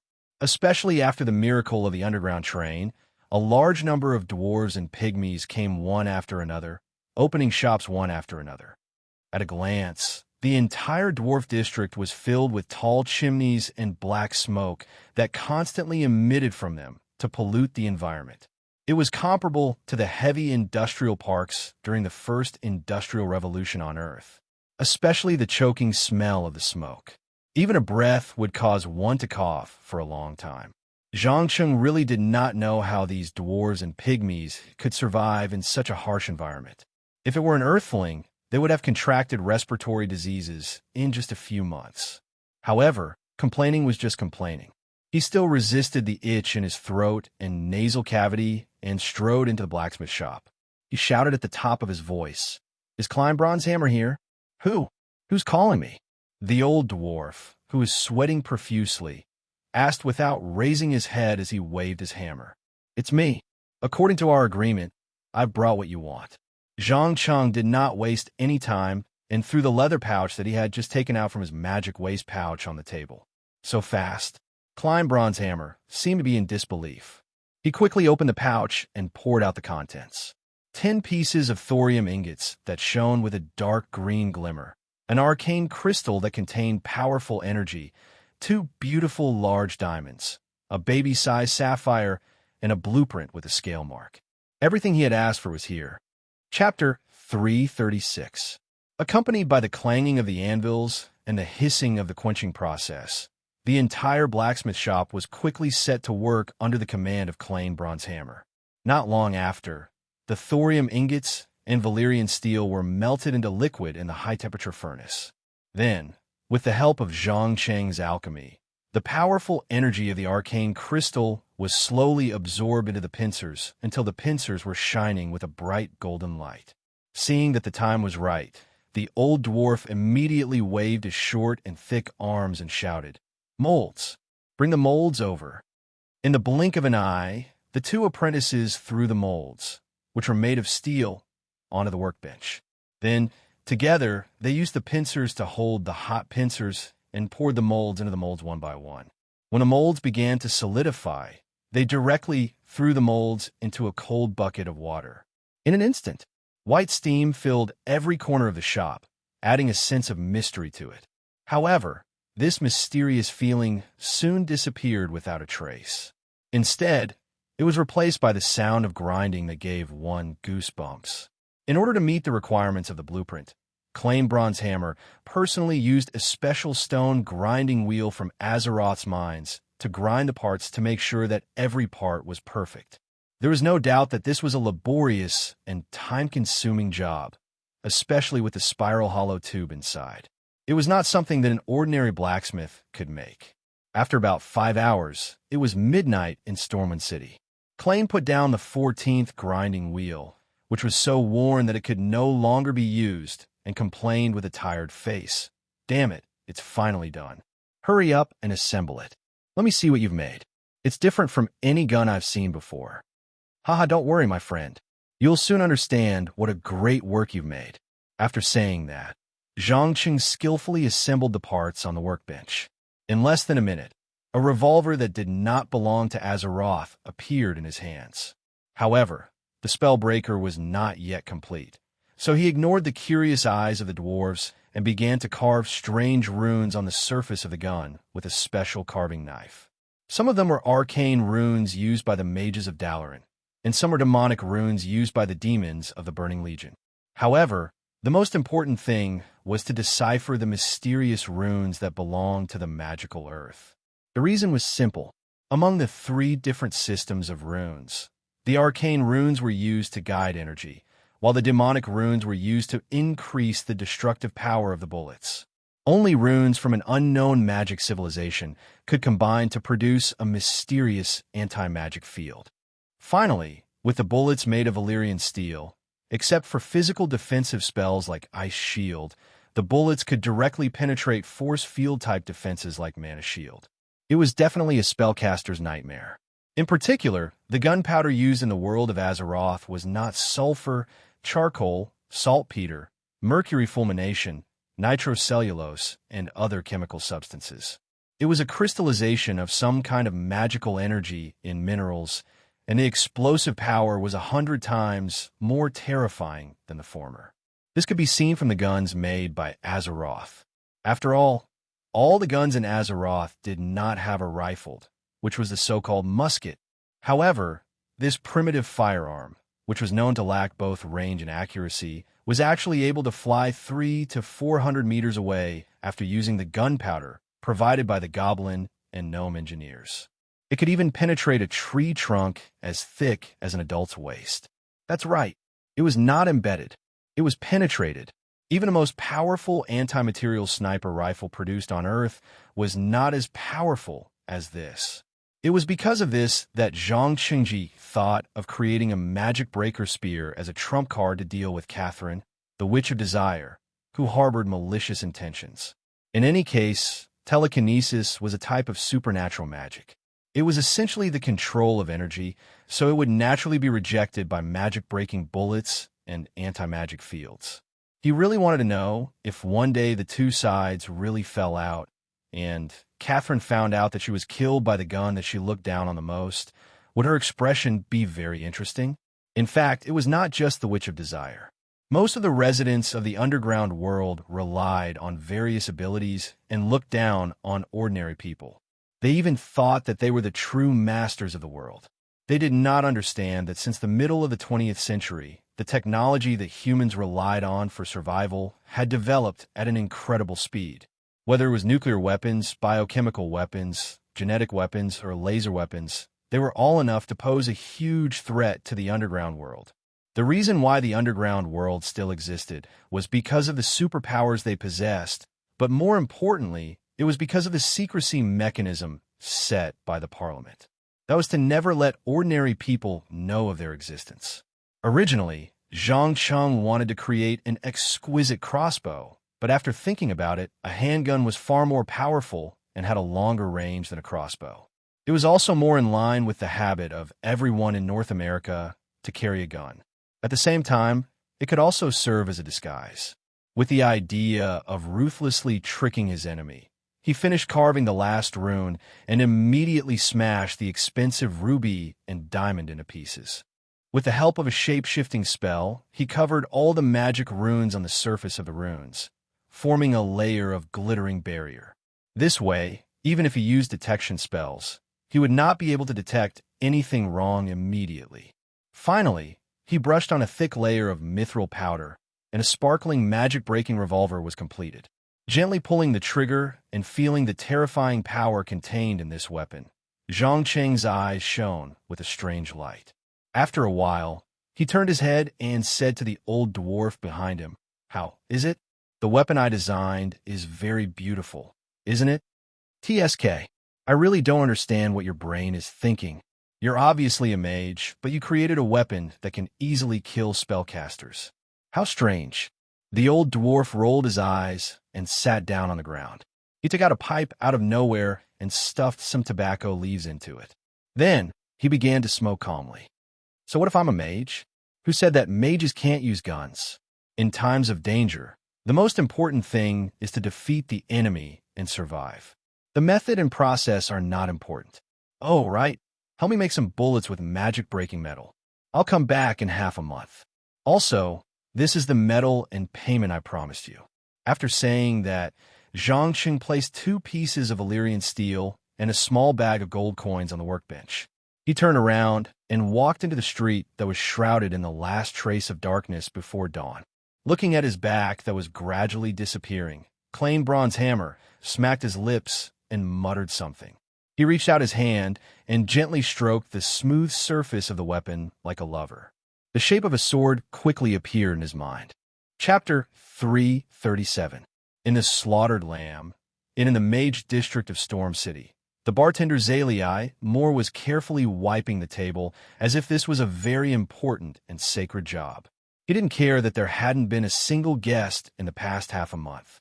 Looking at the outrageous prices of drinks and food posted at the door, anyone with a little brain wouldn't walk in and be ripped off. Of course, as the stronghold of the Warlock Guild in the Storm Kingdom, he didn't care about the meager profit. His only purpose was to hide the Warlock community hiding in the huge basement of the inn for research and teaching. Just as he finished wiping the table for the last time and was about to hang up the close sign, a thin figure suddenly barged in. The other party was 13 or 14 years old, with short blonde hair and dark blue pupils. He wore a dark blue robe with fine workmanship, and with a handsome face. He looked like a boy from a noble family. After seeing the appearance of the newcomer, Zalei more frowned subconsciously, and then scolded in a low voice, "Child, leave quickly. This is not a place for you to play." "Play? No, I'm not here to play. I'm here to learn how to become a warlock." The young man pursed his lips and explained proudly, "Warlock? Damn it, where did you hear this word?" Zalei Moore's pupils suddenly contracted, and he subconsciously grasped the staff hidden in his sleeve. Ever since Ironforge Castle's king, Magni Broadbeard, began to ostracize and monitor the warlocks who obtained power from the demons, the Warlock Guild had no choice but to split up and find a new place to settle down. The chaotic Stormwind City had undoubtedly become their ideal hiding place. But unfortunately, even though they won the trust of MI7 through a series of cooperation, the upper-class nobles who experienced the invasion of the orcs still felt that the warlocks were the pawns of the Burning Legion, and they were the black sheep that must be eradicated. So, this temporary base still had to be hidden in the dark, or it would be taken down by the Storm City's city management team at any time. The young man seemed to have expected the other party's reaction. He smiled and took out a letter with a capital M symbol from his arms and shook it. "Take it. This is my recommendation letter. I believe you should have already been notified." "It's you." Zalei Moore opened it and glanced at it. A surprised expression immediately appeared on his face. It was because the person who wrote the letter was none other than the leader of MI7, the famous king of assassins, Matthias Shore. Although he already knew that there would be a mysterious person coming to the Warlock Guild in the next few days to learn all kinds of dangerous dark magic knowledge, but he never thought that it would be a child. One had to know that warlocks were different from other professions. Not only did they need to be extremely talented, but they also needed a firm and unwavering will. Most warlocks were originally mages, priests, shamans, and other spellcasting professions. Most of them had a mature outlook on life and values. They were willing to pay the price for the pursuit of greater power, even if the price was their lives and souls. If one did not have a mature mind, not to mention learning the knowledge of the dark taboo, just the ability to summon demons would cause one to lose oneself unknowingly and become a puppet at the mercy of the other party. Why? Are you surprised? Don't worry, I'm not an ordinary child. Otherwise, I wouldn't have been able to get this recommendation letter, right? The youth asked with a faint smile. Obviously, he was none other than Zhang Cheng, who had used the Orb of Deceit to change his appearance and age. A few hours ago, he had finally received the recommendation letter from Matthias Shore. Naturally, he had to come here to pay his respects and learn systematically from the beginning. Just like when he first got the mage profession template, he had to soak in the Dalaran library for a period of time until all the external forces were firmly under his control. Of course, in order to not expose his true identity, he chose to transform into a blonde youth. At the same time, he also picked up the alias Mason Asplin, which he had used many times before. All right, follow me. Remember, no matter what you see, please keep quiet. The masters don't like noisy apprentices, Zalei Moore reminded him with a serious face. Zhang Cheng deliberately pretended to be indifferent and shrugged his shoulders. Got it. I'm not a country bumpkin who hasn't seen the world. What an unpleasant tone. I'm starting to doubt whether you can survive the apprenticeship period. Zalei Moore muttered softly as he closed the door and opened the secret passage hidden behind the wine rack. Under his lead, the two of them passed through the narrow spiral passage and soon came to a very spacious underground hall. There were more than 30 men and women in red or black robes, each busy with their own affairs. Some were summoning low-level demons with the help of fixed magic circles. Some were practicing shadow arrows and curses against targets and small animals, and some were constantly extracting energy from the burning evil flames. Although he had long known that the warlock stronghold of Storm City would definitely see some unusual things, Zhangqing never thought that the other party would be so blatant. It should be known that a few streets away was the Royal Mage Tower, which monitored all the abnormal supernatural energy in Storm City. Not to mention summoning demons. Even the release of a small magic missile would be instantly detected. Could it be that these mages were selectively blind? Or is there some unspeakable deal between the two sides? For a moment, countless guesses emerged in his mind. He even suspected that the princess of the Black Dragon deliberately connived with the Warlock Guild, wanting to use these guys who worship power to balance the Royal Mage Regiment. Just as Zhang Cheng began to use his scrutinizing eyes to select the most powerful few people, a woman with long black hair suddenly stopped and narrowed her eyes, staring at him with an extremely dangerous gaze. After a full minute, she frowned and asked, "Who is this little guy?" "Master Ursula Dellen. He's Mason recommended by MI7. Zalay more hurriedly put one hand on his chest and replied with a deep bow. It could be seen that he was full of awe and fear of this woman, and he did not even dare to look at her. "Oh, a new toy sent by Matthias Shore?" The woman called Ursula Dellen raised the corner of her mouth, revealing a cruel smile. When Zalaymore heard this, he was so scared that he trembled and immediately stuttered to explain, "Master, please don't misunderstand. He's not a toy, but an apprentice who's here to learn the casting skills of a warlock." "Apprentice? Has MI7 started to cultivate warlocks?" "This is good news." Ursula Dellen bent down and looked into Zhang Cheng's eyes, trying to find negative emotions such as fear and panic. Chapter 338. Ha ha. Interesting. This little guy has a very different soul from ordinary people, and he is not afraid of me at all. Zeri, leave him to me. From today onwards, he will be my apprentice. After saying this, Ursula Dellen did not care about the strange looks of the people around her. She pulled Zhang Cheng, who was disguised by the Orb of Deceit, and walked straight into the depths of the underground. Zhang Cheng did not resist or refuse. A hint of sarcasm flashed in his eyes, and he followed obediently. He had a hunch that this woman did not only want to teach him all kinds of dark knowledge and magic, but also treated him as a toy, a test subject, just like what he had done before. Watching the two figures gradually disappear into the distance, Zeri more breathed a sigh of relief. He said to himself in a voice that only he could hear, "Good luck, child. You know, the most dangerous woman in the entire base. I am afraid that you are your teacher." After going through the complex passageway twice, the two came to a place that looked like a bedroom. There were not many furnishings in the room. There was only a bed, a table, a chair, and a huge demonic rune in the middle of the room that shone with a dark purple light. As a victim of a large amount of sorcerer knowledge forced into his mind, Zhang Cheng recognized the function of the rune at a glance. It was to connect Azeroth and distort space and time.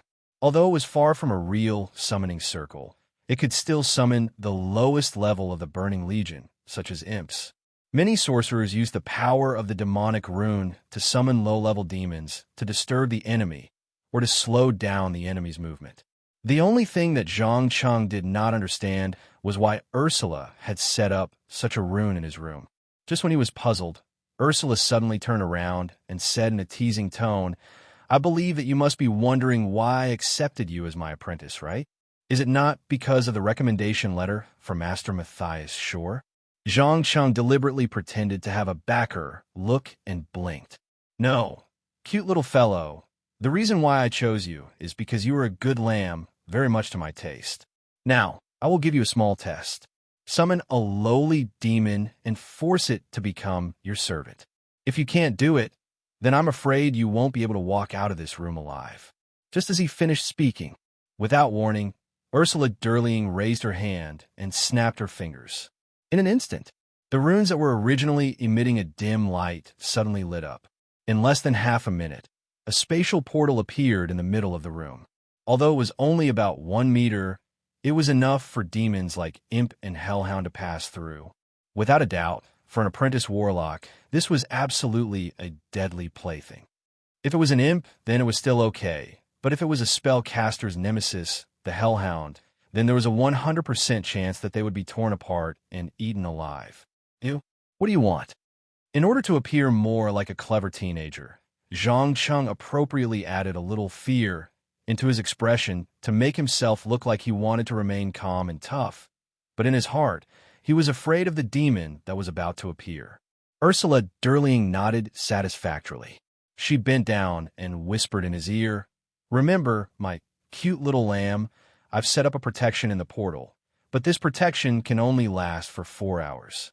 This means that in 4 hours, you can freely flip through the books and notes in this room until you find a way to make the demon submit to you.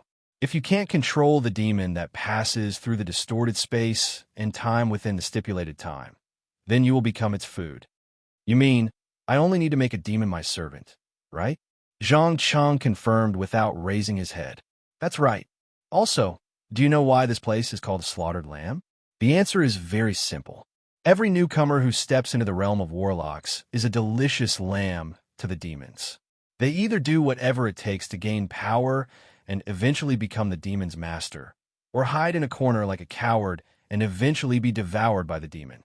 I'm very interested to see which kind you will become. After that, Ursula's eyes flashed with a powerful shadow power. She locked the door from the outside and walked upstairs without looking back. When the footsteps completely disappeared, the fear on Zhang Cheng's face immediately disappeared and was replaced by a contemptuous smile. He first removed the disguise of the Orb of Deceit and returned to his original appearance. Then he directly injected the surging dark energy in his body into the portal. In less than 3 to 5 minutes, the height of the portal had expanded to more than 2 meters. At the same time, slight cracks appeared on the demonic runes on the ground. Realizing that this was the limit of the demonic runes, he did not hesitate to take out a handful of soul fragments that he extracted from the knolls and threw them into the distorted space and time. The next second, a pair of disproportionate claws appeared out of thin air.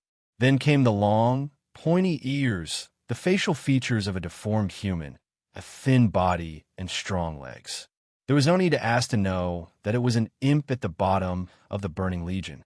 But unlike ordinary imps, the evil flames on its body burned especially vigorously. Its blazing eye sockets were not filled with madness like its own kind, but instead were filled with cunning. It kept looking around as if to ascertain its own situation. Looking at the soul fragments in the imp's hand, Zhang Cheng pursed his lips and asked in standard demonic language, "Tell me, what's your name?" "He, Warlock, you should know the rules. Before you defeat me, I can't tell you my name, and I can't sign any contract with you." The imp opened its mouth and shrieked. Not sure if it had sensed the danger or was just being cautious, but it did not have the intention to attack. Zhang Cheng knew that this cunning imp was testing him. Once it confirmed that he was not strong enough, it would turn hostile faster than flipping the pages of a book. Plus, he did not want to waste too much time on this boring little game. So after hesitating for a moment, he gently took off the blindfold on his left eye. When the shadow of Arita's demon, Malasa, appeared in his pupil, the imp immediately knelt on the ground as if it had seen its natural enemy. It trembled and begged, "Great Lord, your humble servant, Kupnik, begs for your forgiveness. Don't kill me. I'm willing to do anything for you." "Oh, then what are you waiting for? Quickly come and sign a contract with me. I just happen to need a slave to run errands." As he spoke, a book suddenly appeared in Zhang Cheng's hand. It was a book called The Book of Control. Chapter 339. As a sinister and cunning brat, Kupnik had countless tricks to add something to the contract that was beneficial to him. But in front of the Book of Demonic Control, any little trick would instantly reveal its true form, even the invisible words that many demons often used. After several attempts to conceal its identity, it finally gave up all the unrealistic ideas and obediently wrote its real name on it with blood. The moment the last letter was written, it immediately felt that its connection with the distorted space and time was cut off, and its soul was firmly bound to the demonic tome. In other words, if it accidentally died, it could no longer return to the Burning Legion's lair in its soul state to wait for resurrection. Instead, it would be sucked into the demonic tome until its master showed mercy and resurrected it. Of course, this resurrection was not without a price. Not only did it require a lot of dark energy, but it also required enough soul fragments. Looking at the trembling brat kneeling at his feet, Zhang Cheng gently closed the demonic tome of demonic control and said in a motionless tone, "Very good. Now you are my servant, Kupnik. Tell me, what abilities do you have?" Flame Shield, Flame Arrow, Blood Pact, Phase Shift, Fire Rain, Fire Immunity Shield. The brat listed 7 or 8 of its abilities in one breath. There is no doubt that compared to most of its kind, it was much stronger, especially the green dark energy flame around its body, which was enough to burn all enemies near it.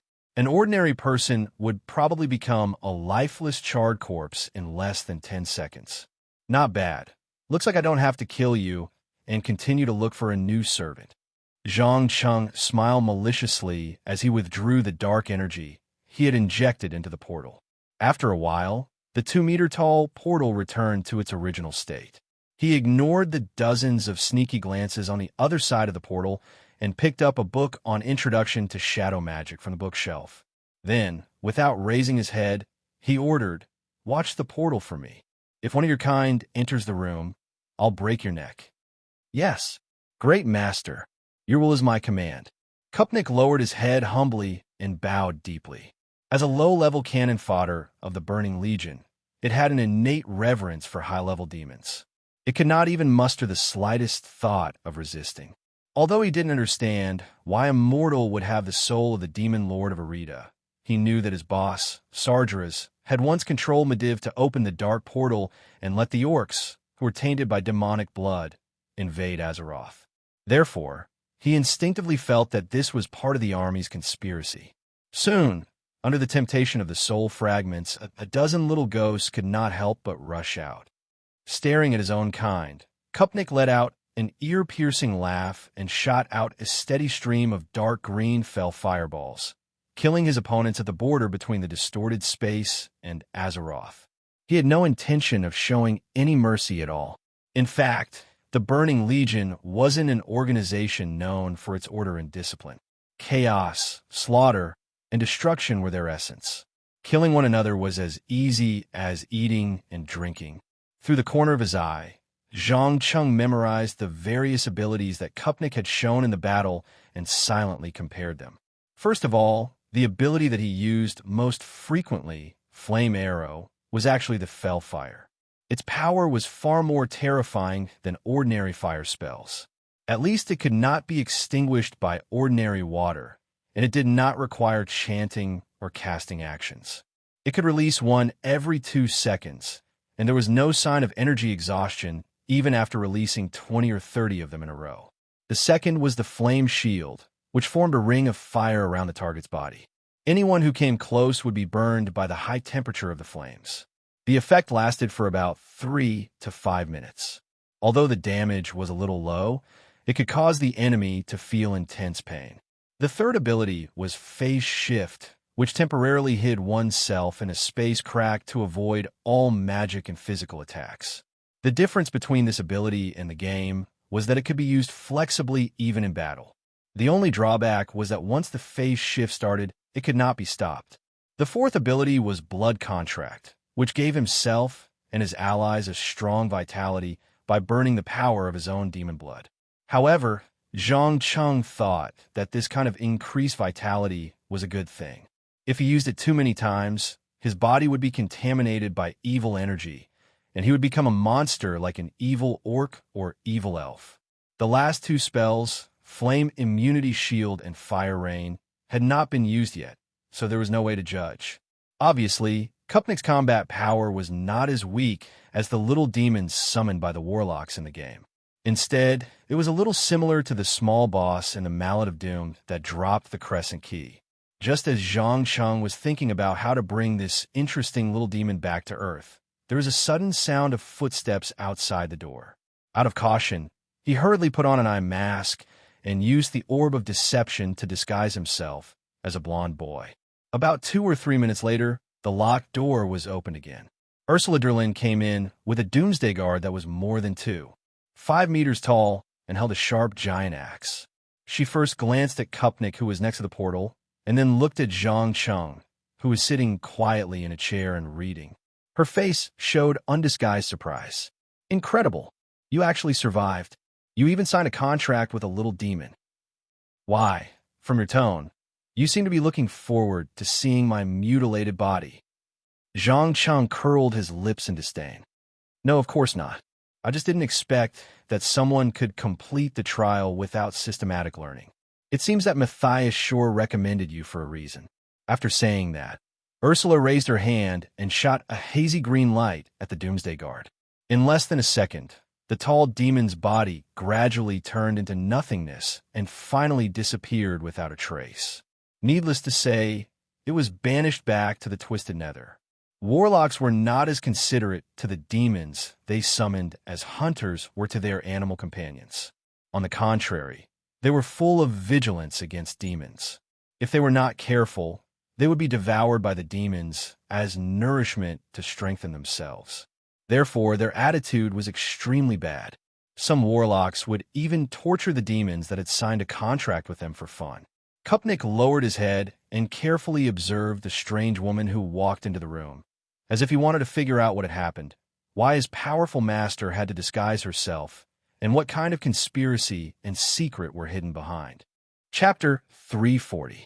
After Zhang Cheng passed Ursula Dellen's test, he finally succeeded in entering the group of warlocks. He became an apprentice in name and began to learn the dangerous knowledge of dark magic. However, unlike the Dalaran mages, the warlocks seemed to prefer to seize power from demons at all costs, especially all kinds of bloody and cruel sacrifices, which made people's scalps tingle.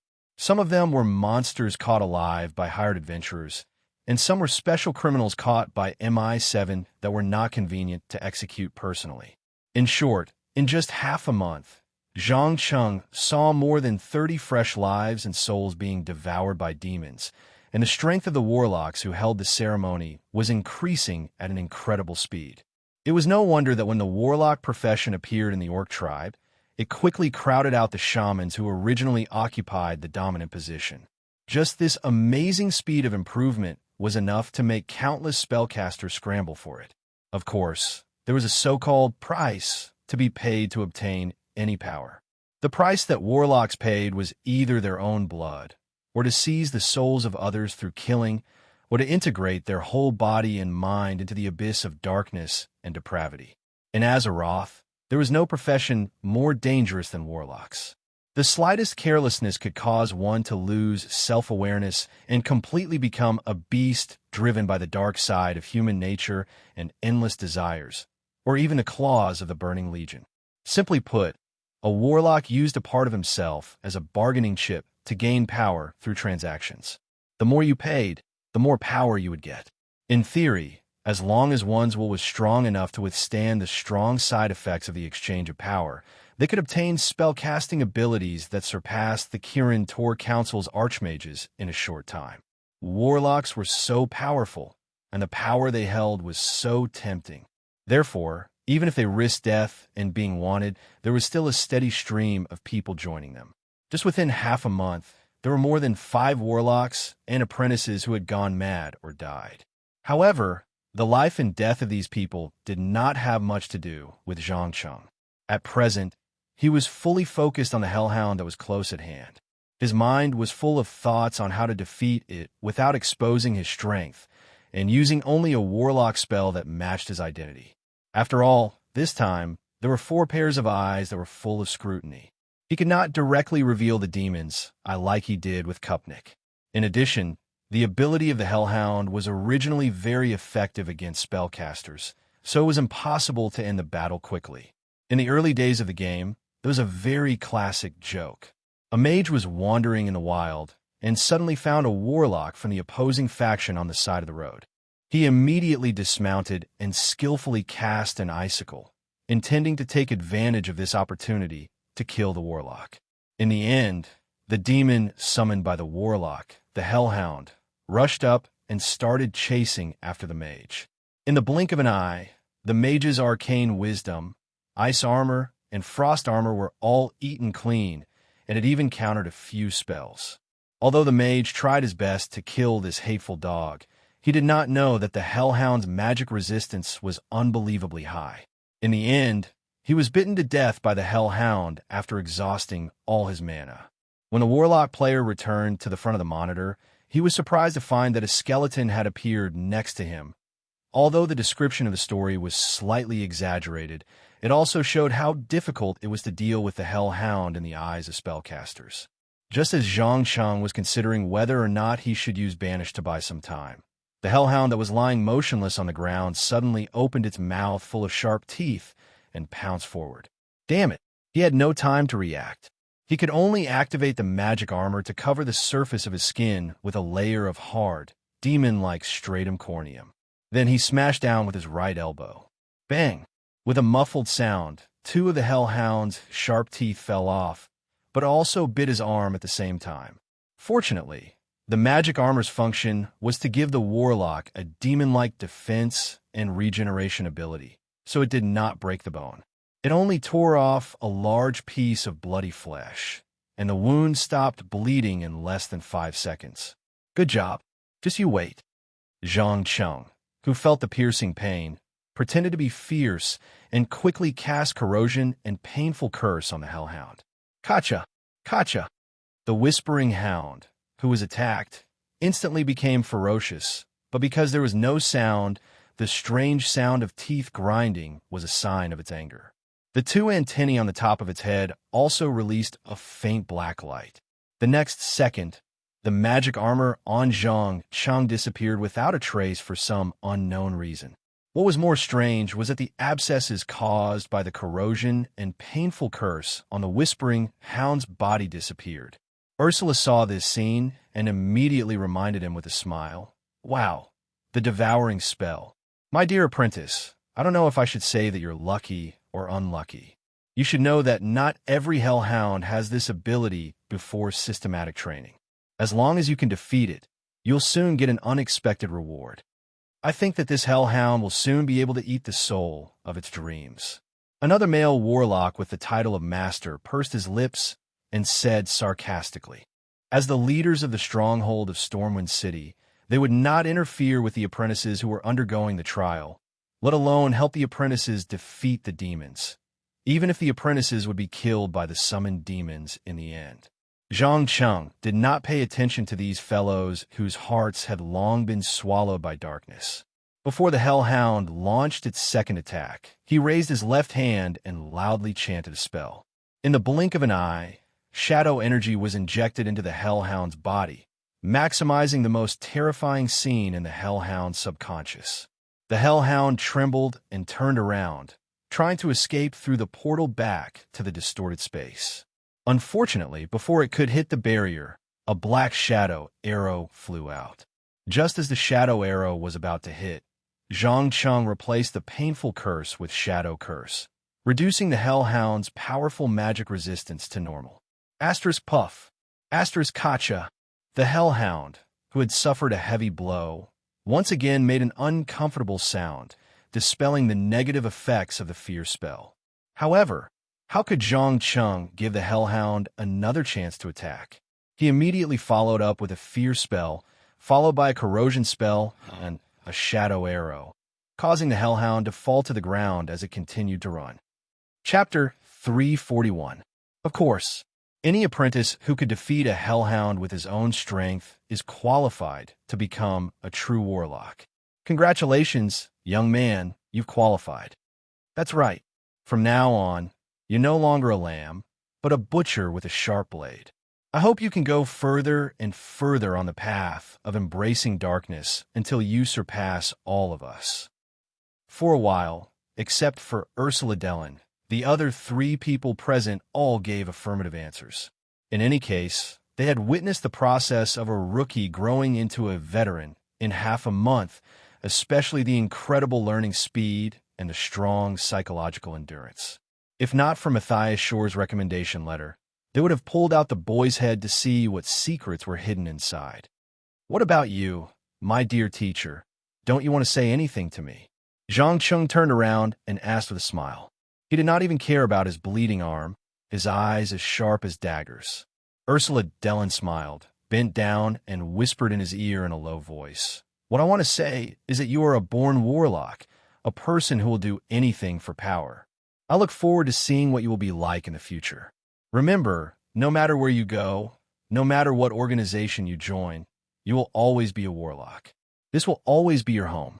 Also, may your backpack be filled with the soul fragments of your enemy. As the last word was spoken, she stuffed the wand made of the bones of a young dragon into Zhang Cheng's hand, then stepped forward and disappeared at the end of the trial. The other 3 warlocks quickly followed.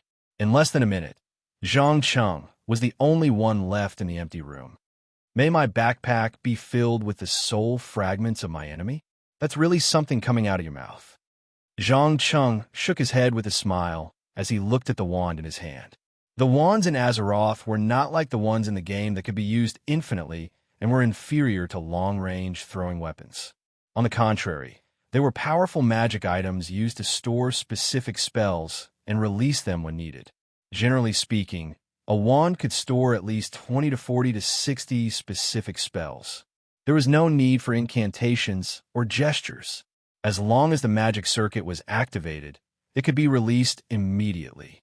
Once all the stored spells were used up, the wand would be completely destroyed and could not be repaired.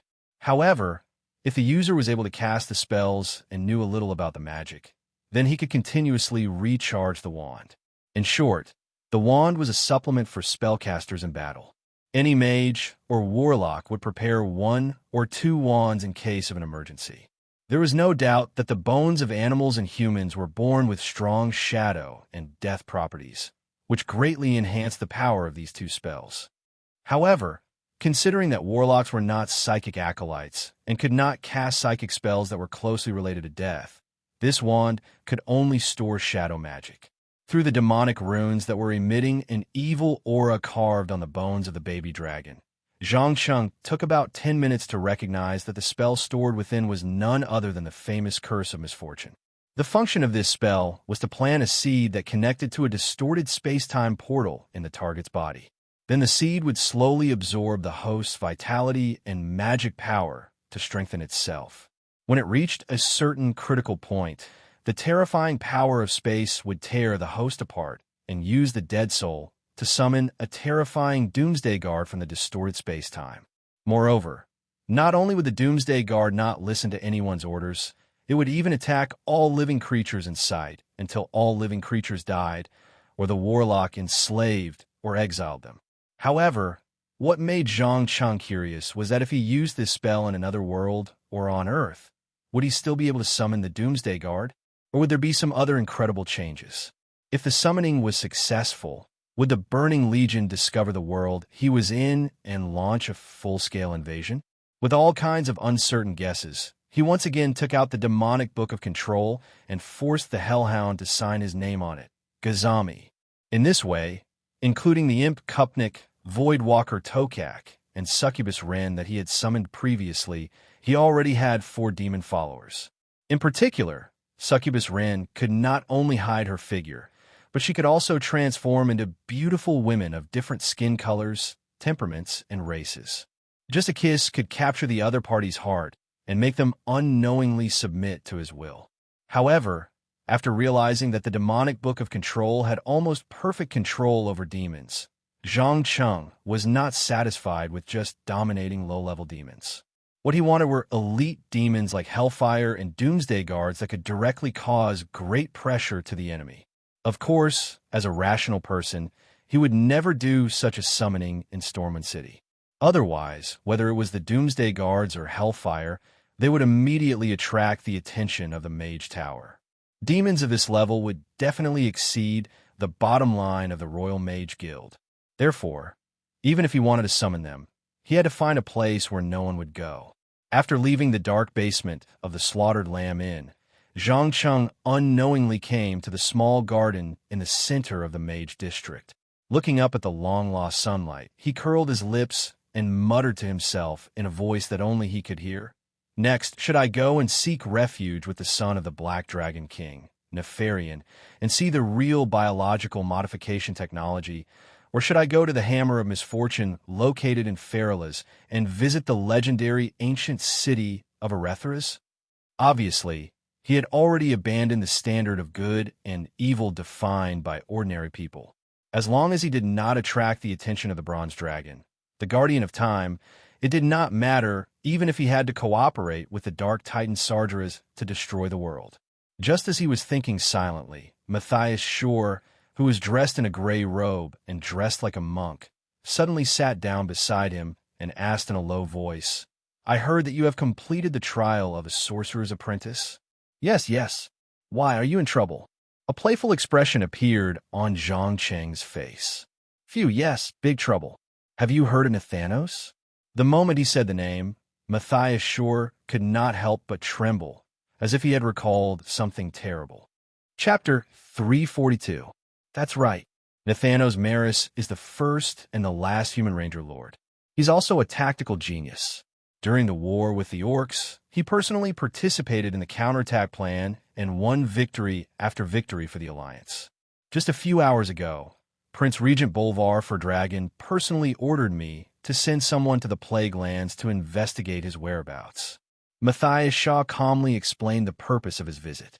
At the same time, he secretly observed Zhang Cheng's reaction. He did not know if it was an illusion, but he felt that when he mentioned Nathanos' name, there was a flash of fear and trepidation on his face, as if he was afraid of something. "So you want me to go?" Zhang Cheng suppressed the urge to punch the MI7 leader in the face and asked in a low voice. Perhaps others did not know the current situation of Nathanos Maris, but he knew very well that this powerful Ranger General had become the most powerful general under the Dark Queen, the Blightcaller. He was a powerful man who could stand alone in the Scourge army and dominate the Eastern Plague Lands. His ability alone was equivalent to an entire army.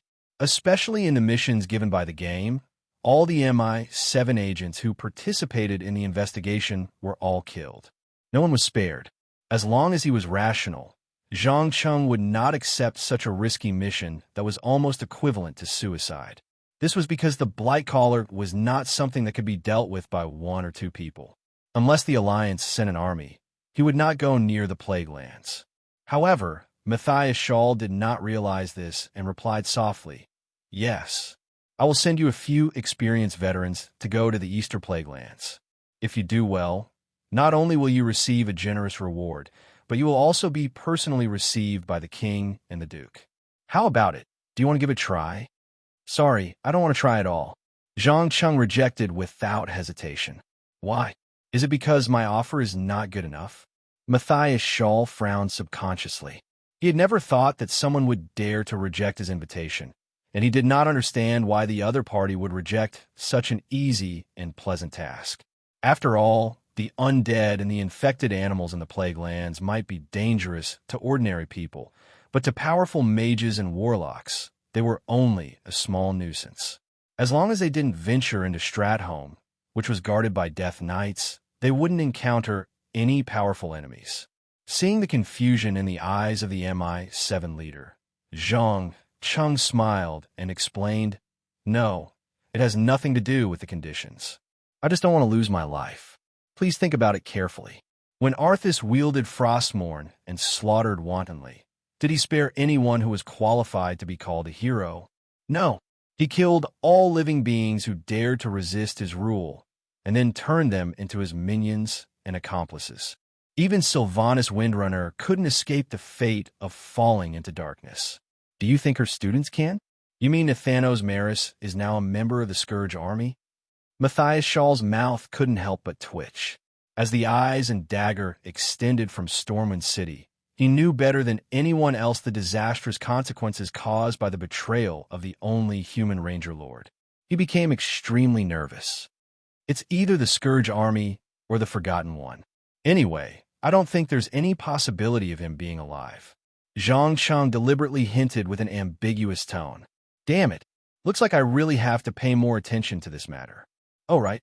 Since you're not willing to go to the Eastern Plague Lands, then go to the Burning Plains for me and investigate the Blackrock orcs that are wreaking havoc there. I heard a rumor that these annoying fellows are just cannon fodder sent by a hidden force. Here, this is the information sent back by a spy who risked his life. After saying that, Matthias Shaw handed over a few pieces of paper that were written in small letters. Zhang Cheng opened it and roughly glanced at it. Then, he nodded his head without batting an eyelid. No problem. I'll set off tomorrow morning and head to the Burning Plains from the Reedridge Mountains. Thank you very much. Stormwind City will never forget your contributions. When a mission is over, we'll give you a satisfactory reward. In addition, if you need support or help, you can place this gem at night in a place where the eyes are. Matthias Schall said those words casually. Then, he placed a glowing pink fluorite on the steps of the garden before turning and disappearing into the crowd. Feeling the warmth from the fluorite, Zhang Cheng raised the corner of his mouth and said in a voice that only he could hear, "Going to the Burning Plains? That's great. I don't have to worry about where to go next. Your Highness Nefarian, I hope your biological modification technology won't be too disappointing." There is no doubt that the various dragon-type modification experiments that were going on in the depths of Blackwing's lair had always been one of the things that he had been spying on. Whether it was the two-headed giant dog, Chromagus, that was pieced together by countless giant dragon corpses and could change its resistance at will, or the orb of command that could control dragons, they could all be regarded as revolutionary magical technology. Of course, it was still slightly inferior to the twilight dragons created by Nazario's spouse, Sinestra. But it was enough for him at this stage. As for places like the tomb of the Dark Titans Sargeras and Older, where countless Titans' technology was left behind, where great power and knowledge were buried, they were all too dangerous. They were far beyond what he could bear at the moment. After a full night of preparation and rest, Zhang Cheng set off for the Reedridge Mountain early in the morning the next day, full of anticipation for Blackwing's lair. This time, he did not rent a griffin. Instead, he was placed in the caravan by MI-7 and slowly advanced along the main road of Elwyn Forest. In order to not let anyone know the true purpose of his trip, he deliberately chose to go alone. Even his nominal follower, Simon, was left in the inn. He did not meet with any accidents along the way and arrived safely at Lakeside Town in a short 4 to 5 days. Zhang Cheng did not stay in town for too long. After buying a batch of mountable horses, he continued on his way to the north. In town, he had heard many people mention that the gate that separated the Burning Plains from the Reedridge Mountain had long been breached by the Blackrock Orcs. These gray-green-skinned fellows had already built military strongholds in many places. It seemed that they would be able to launch an all-out attack soon.